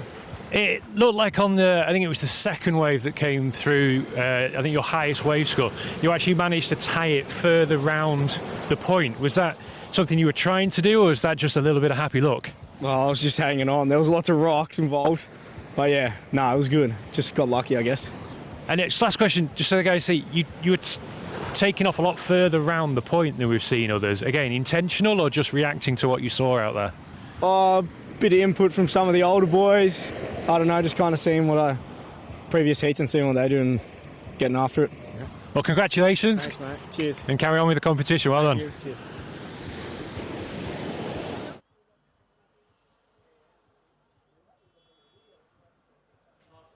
And there it is. Great to see Woodley Hall taking the win here in that round number 2 of Cape Verde. And coming up now, as we are going to have Rafi Solami versus Robertni Barros out here on the water as we continue on. Final heat of the day here for your 4th day of competition in the beautiful location that is Punta Preta, Cape Verde, the island of Sal.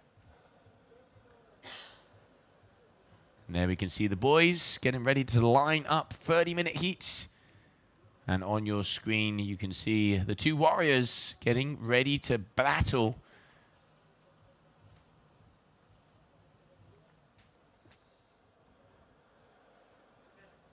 And here we go. So we can see in the white lycra is going to be Rafi Solami. And in the blue on your screen, the Gastro Kite is Robertni Barros. He has been a national champion, national surfing champion of Cape Verde. This guy knows what it is to have a board under his feet on this wave. And now let's not forget both of them battling it out to continue on in the competition. Only one will survive. And they are all the way up on the point, the final heat of the day. And those beautiful golden colors. Tell you what, it is definitely 5 o'clock somewhere. And we have a very nice sunset session coming towards you. Tomorrow, the idea will be to continue on here in Punta Preta. Swell is looking better. Wind is looking better. Robertni already with that 6.30 of that first wave as we continue on. So very close battle in between these two so far. But Robertni definitely with the upper hand.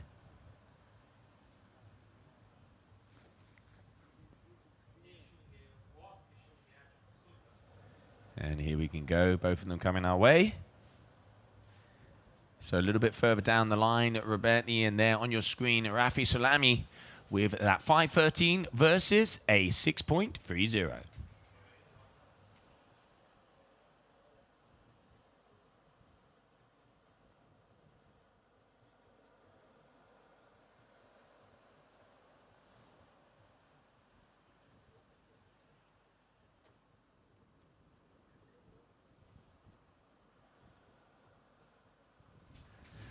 All right, so now, great to see the smile on Woodley's face down there. He definitely looked happy. Yeah, he was very happy. So was the crew down there as well, stoked for him by the looks of it. Certainly getting the shackers and the congratulations off the other riders down there. I think the riders certainly saw that was pretty good, but having just come back in again, 6.3 on. You're out of breath, mate. A little bit. Pressure, Joe. Pressure. Nah, I mean it is so cool to see suddenly the smiles coming in, and you know one of the things that you can see down here as well is, like you mentioned there, the shackers, the family that there is, and especially Woodley with James, with Bruno, with that crew. I don't want him to be celebrating already tonight, but he's definitely gonna be happy to, 1, continue on in the competition, and 2, he had a very good heat. He had some of the best waves of the day. Yeah, he generally looked happy, and just talking to him in the interview there, by the sounds of it, he was just reacting to what was out there. I don't think he necessarily went out with a specific plan. I think he got out there and just worked out for himself, this is where I need to be, this is where I need to be dropping in, and then as whatever the wave presented him with is what he rode. Yeah, and there we can see both of them. So Robertni here on your screen. He's pushing against that board to stay in position on a bigger size kite. Looked like it was a 10. He did have an 11 meter pumped out because he's out there on the Gastra Pure. And now just trying to link it into, looks like he's trying to push it on this wave, which I'm surprised because he is right next to the water there, right next to the rocks. Final heat of the day, ladies and gentlemen, senores and senorita, madame and monsieur. Tomorrow, the call, unofficial call so far is that if conditions are on, Skipper's meeting is going to be at 9 o'clock with a first possible start of 9:30. Still awaiting official confirmation for that, but that's the info I have so far. So early morning start. There is a lot of competition to continue on, but good news is the winds and waves are looking like they're increasing, and I have a feeling we're going to see Punta Preta start to smile. Yeah, we had a lay day yesterday while we waited, but yeah, we're all really excited to get the conditions back in. It's what we want to see. It's why the riders have come here. It's why everyone's watching. Yeah, this is what we want to see is Ponte Preta at its best. Yeah, and you can see that golden hour already starting to come over. It is a beautiful location. That little bump that you can see there, the little right-hand point break, that just fires. It is a spectacle, and you can see on the inside. That's really cool to see from the drone how glassy it is. If you get caught on the inside, there is pretty much no wind, and that is where the board skills of the athletes really does come out to play, because if you're using the kite to surf the wave, when you hit those spots, you're not going to be able to have the speed. But if you're using the speed of your board, which, you know, one of the prime examples of that will be this man here on your screen, having a little look-see to the drone, is definitely going to make a difference.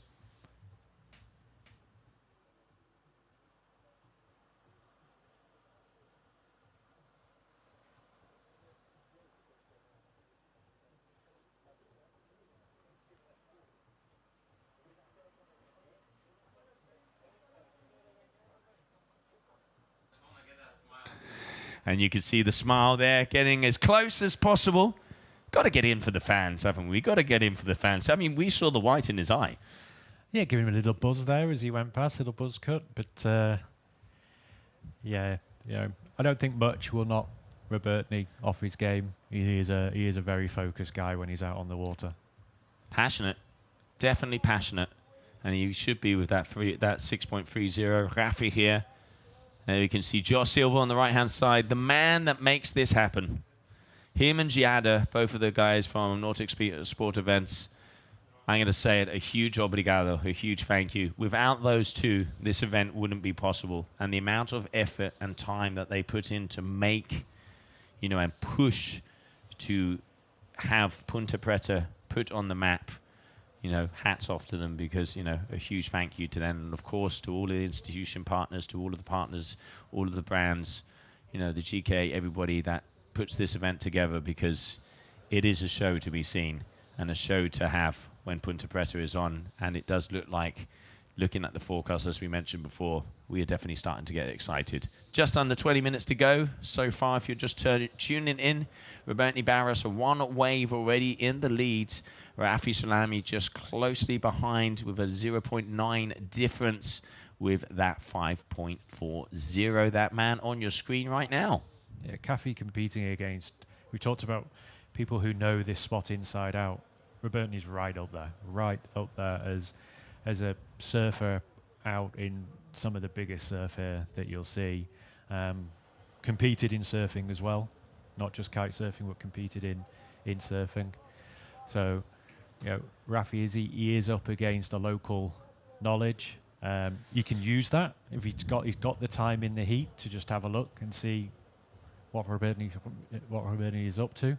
But yeah, as far as knowing where to be, knowing what this wave is going to do, even in these small conditions, he's going to know exactly where he needs to put himself. Yeah. And I think we're seeing that just with him tacking up and down and keeping patience. Very much so.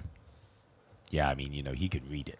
This is, for him, it is like reading a book. He's been there 1,000 times. He's grown up here.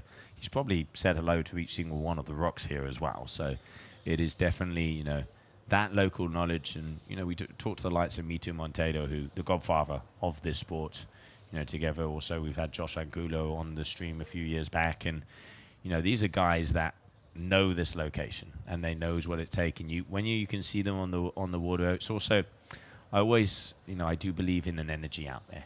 When you have some of the, I think everybody's been out on a break. When you have that veteran, the person that has been there for years and years and end, it's almost like the break itself respects them and throws them, the small gems.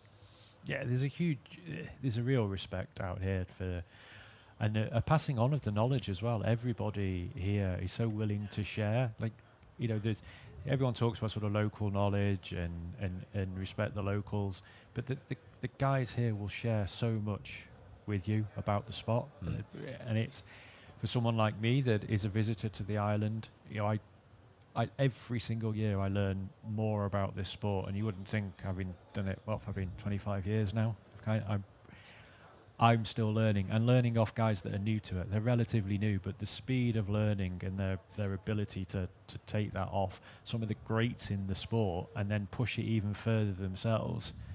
Yeah, it is. I do find it inspiring each time I'm here that it takes my riding to another level, just being out there with that quality. Yeah, always when you can bounce off of people who really excel. I mean, life shows you lessons every single day, and it is really, really impressive to see that they can sense it and they know exactly where to be, and it towers in a location like this, because there's some breaks that you can, go by the fly of your pants, as they would say. There's some places where you can kind of come in, wind is a lot more constant. You can kind of just wing it. But when it's, technical locations like this, you really have to know it. All right, Rafi now, Salami's starting to drop in. Here we go.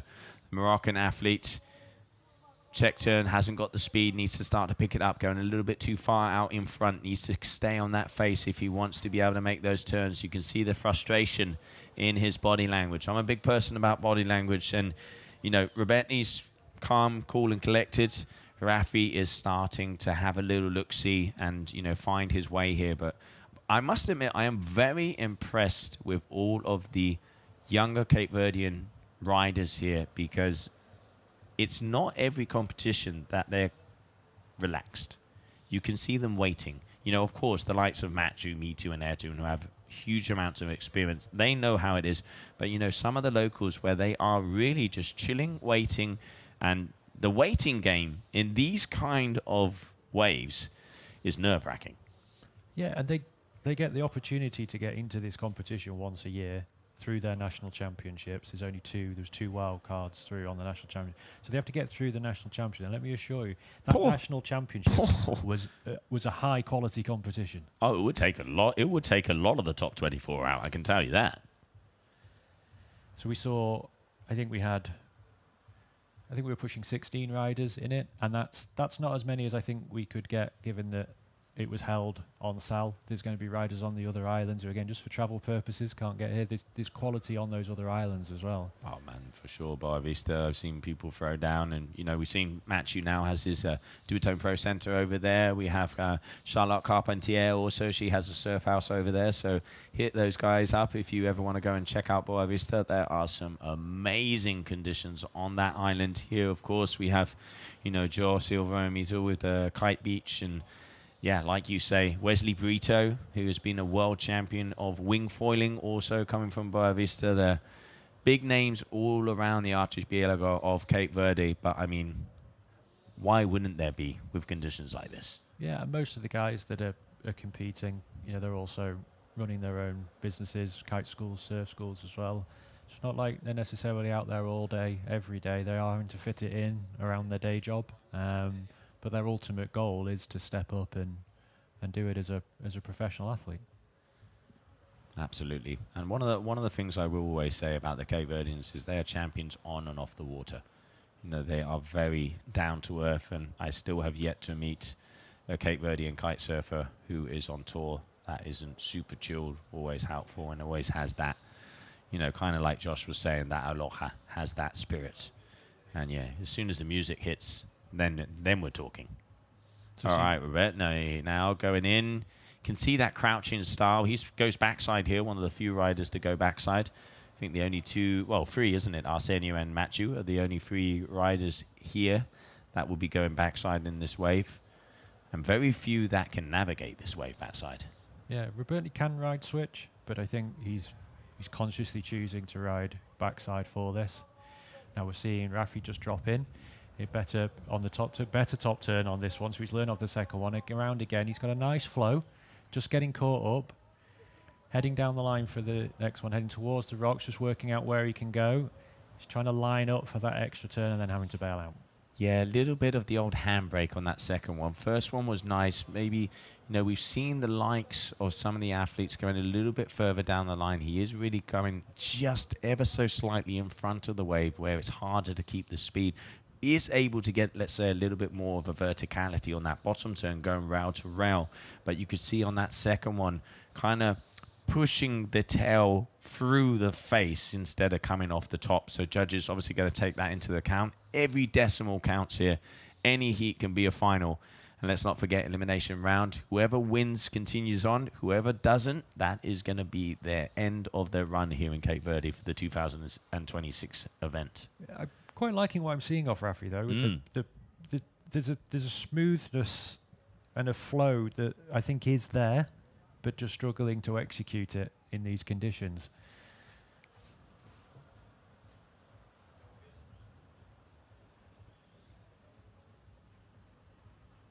All right, Roberti. Sets are definitely far and few between them. We can see that sun has already gone down. We've got just under 12 minutes to go. Final heat of the day. As I mentioned before, it is looking like it will be 9:30 local time. That is 11:30 Central European time. 10:30 for the UK, where unofficially that is when the competition will be starting if conditions are here. In Punta Preta, we will be shooting that out on all the socials. Make sure to follow us on all our different channels. Right now, heat number 6, as it is very equal across. Roberti Barros 3.90, but he has a 630. That is a big, comfortable score to have. And then we can see Rafi Salami has that 450, which is also a good score, and a 357 backup. So very close in between them on the overall, but Roberti definitely has the upper hand with that big score. That is put him into a very nice, early on, comfortable situation. Yeah, just a little condition check, looking out the window at the flags outside. Does look like it's starting to get that little drop we were talking about earlier, just as the sun sets. A couple of knots drop off. You can see the flag just outside the door as well. Yeah, you're right. But the guy, there's still enough power in the kite at the moment. Will that be usual first of my commentator's curse, though, as Roberti struggles for power? Yeah, but I mean, if he is smart here, if he is intelligent, he needs to get in on an inside little wave to get above a 2, because you can see Rafi has an 8.07, so he is in the lead. Roberti with that 6.90, but he has a 630, so he needs to get something because he has an easier job to get out in front. But as you mentioned, wind is definitely dying. And we have just over 9 minutes to go. Roberti now going back all the way up to the top. And Rafi is already in position on the point with priority as well. So will we see the priority protection, where Rafi is just going to do the old mow of the lawn, as Travis Mayer would say? Or are we going to see another exchange? I mean, 10 minutes, just under 10 minutes, there's definitely enough time for another set to come through. And I mean, come on, Punta Preta, close it out with a nice set. I think if Rafi knew the competitor he's up against, he would be using priority for as much as possible. Roberti does have a crew on the beach, but this is the nicest set of the day, I would say, so far. There you go. There's that priority. Oh, we got some attitude there, but I mean, he had priority. I'm not quite sure why Roberto was saying that. I think he was frustrated that wave was going to Rafi. No! That is not what you want to have happen, because that was one of the best waves we've seen so far. So let's get eyes on the other rider as we can see him turning around. Oh, what a shame. That could have been the nail in the coffin if Rafi had performed on that wave, and he knows it. giving priority to Robertny. And looking out my window, looking out our door here, mate, it does look like there might be another wave coming his way. Yeah, there are more waves still of that set coming through. Okay, here he is. Let's get eyes on the blue lightler. Robertny here with the drone shot. He is looping down. This could be the buzzer beater. Here we go. Beautiful. Oh, boom, shaka-laka. But misses it, and you can see the frustration of the locals here. Now, the million-dollar question. Was that enough? Because let's be honest. He only needs a 1.38. He only needs a 1.38 to be above Rafi. But I'm also going to be honest. That turn was not completed. It was a beautiful turn, but it wasn't completed. Judges, throw your scores. Here we go. Yeah, you putting me on the spot here, Joe. Remember when I've got to go out and talk to all the guys after this. Yeah, the top turn was lovely. The bottom turn, not executed the bottom turn. I think just as a single turn, if it had been executed, I think it probably would have been enough, yeah. He would have had that in the bag. Yeah. If he had completed that top turn, that was in the bag without a doubt. Now, judges have a better perspective. I've been saying that all day. We are all the way down here looking at the cameras through the lens. Completely different perspective. But is it enough? Ladies and gentlemen, throw your comments in. Has he done it? And let's not forget this still isn't over. I'm just saying of this exchange. Has Robertny done enough to go in front of Rafi? We will soon find out. Because the wheel of death, and you guys and girls know what I mean when I say the wheel of death. Anybody with an apple, I'll feel you. But right now, it is still there, and I think judges are probably thinking this as well because, yeah, beautiful bottom turn, but the top just didn't connect. There you go, Mosquito down, 1-0. Okay, less than 6 minutes to go. Plenty of time for another set to come our way. Punta Preta, I'm going to start getting up and doing the wave dance. I want some more action. I do not want it to close out like that. Rafi right now signaling in. Yes, you are still in first position, my man, but it is a question if you are going to stay there as soon as that wave score is dropped. One thing for sure, Robertny has lost a big opportunity falling on that wave. That was a big chance. And he will know this as well. I know there's still time, though, and if that set was an indication of the swell starting to arrive, then we're in a good place ready for tomorrow and in an even better improvement for Saturday. So here we go again. This is competition for priority happening again. This time Robertny has taken it and is dropping down backside. So up. Nice first top turn, heading down the line. Onto the second turn, but not managing to join it together again. So is this pressure that we're starting to see? Because he's about to see Rafi now dropping behind him. And if he can execute a good ride, he's going to have that right shown in front of him. Good first turn. Again, the flow. Good timing. Oh, again, both of them. Same mistake. Same mistake. Exactly the same. Backside and front side, but the mirrors of each other. I mean, this is down the line. I mean, right now, both of them there. Again, Robertny, as I mentioned, he only, I can see, we might have a score being dropped, a 1.40. So, no, he did not make it with the first wave. Has he done it with the second? Has he done it with the second? Because he would need, he still needs to get to, he would need to improve by 0.38. And if I'm wrong, I apologize. But a 0.38 is what he's going to need because he would need an 8.08. Yeah, so a 0.38 improvement for him. So he would need a 1.38. And he has done a 1.40, and we're waiting for another score to come his way. So, wow. Has he going to be able to do it? He needs to get around that 2-point average now as the numbers have dropped. He needs to improve by that 0.38 on his overall score. So he's going to be looking just about under a 1.8. And he could have done that easily on both of those last waves. And he knows it as well. Look at him. He absolutely knows it. Rafi as well. He has left the door open twice, doing exactly the same mistake because he had a 1.90 on that last one. So, I mean, these boys, they are leaving this one here. And I know the locals are going to be shouting there on the beach because right now, pancakes have more ripples.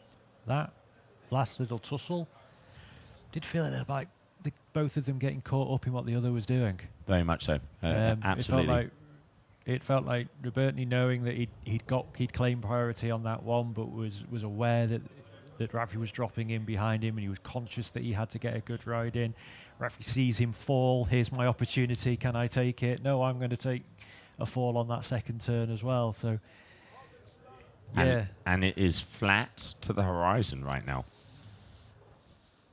It is. I mean, both, like I will say it again, both of them have lost the opportunity to either excel above the other or to secure their position. They have both left themselves in a very sticky situation. Rafi with a little less of a sticky situation because he is in the lead. So if it stays like this, he is going to get that win. 2 minutes, and sticking my head out the window here, mate. I don't want to say it, but I can't see any energy. 2 minutes, and you have until that last second to drop in and for it to count. So we may well be down to buzzer beaters. You got to love a buzzer beater. I love it. Last heat of the day. Buzzer beater. Three-point shot from the center court. Come on. Are we going to see it here? Madison Square Garden of the kiteboarding world down here in Punta Preta. Or do you change your approach with Roberti and take something smaller and execute 2 or 3 smaller, but... Yeah, the problem is there's nothing there. Before, I would 100% agree with you because, you know, it was a less than a 2-point average. And Rafi now, he needs above a 3.5. So he has a harder situation to be able to improve his score. He's looking at it now. Again, comes down the line. Okay, good first turn. Lets that tail loose and drives it down. Again, linking it together. Second, nice and easy. Ollies across the rock. Is he going to do anything else? No, he isn't. Roberti looking like there is something on the back. Let's keep our eyes on him on the right-hand side. Is he going to drop in? He knows it is do or die. It is do or die. All right, here we go. First floater does get it. Yes, he does. Second turn. Okay. Right on the flats. Is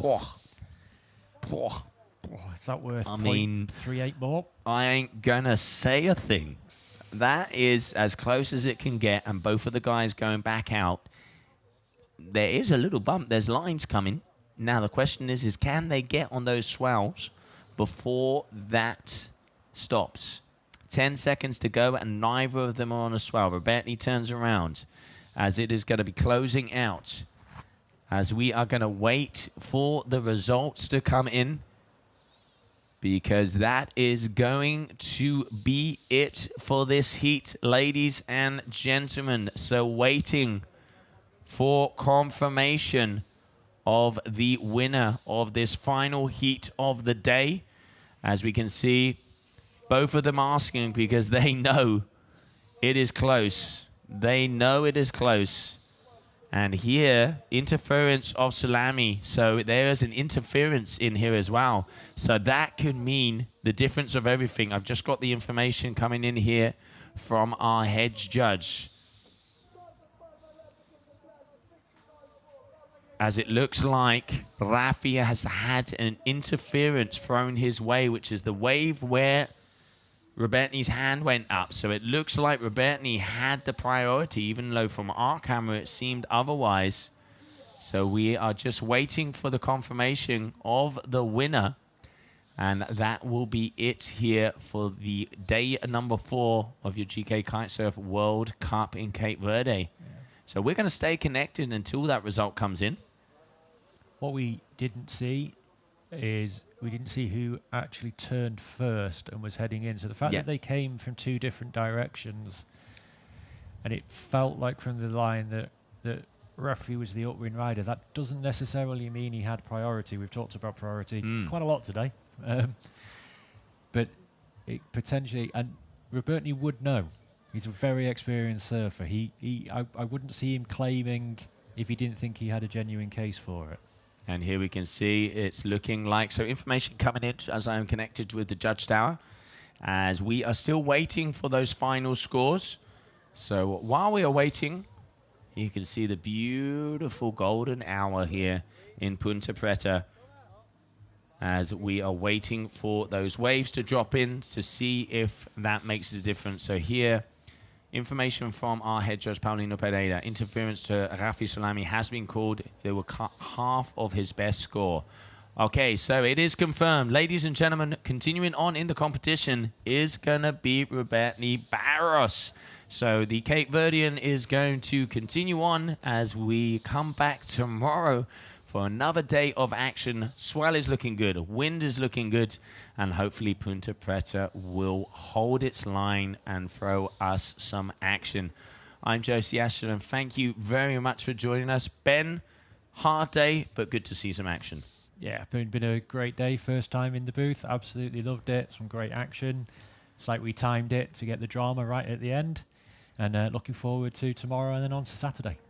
Muito obrigado, everybody. And as I mentioned, unofficial times is going to be 9:30 local time. So that is 11:30 Central European time for the day number 5 of your GKA Kite-Surf World Cup here in Cabo Verde, Punta Preta. Until tomorrow, everybody.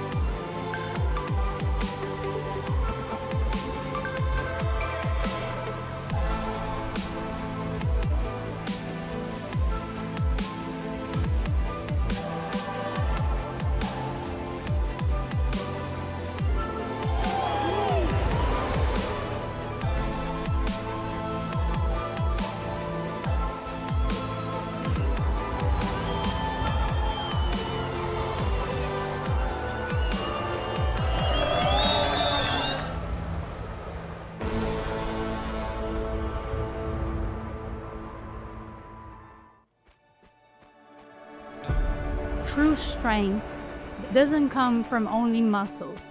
It comes from balance, from connection, from knowing who you are. These lessons still ride with me. And when I fall, I rise, trusting that force is still with me.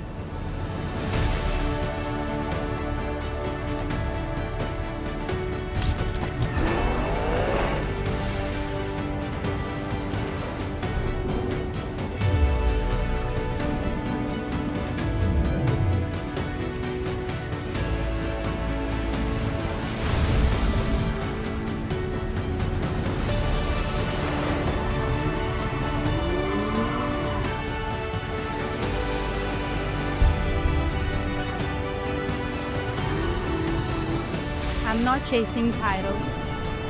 I'm chasing my limits. What I believe to be true.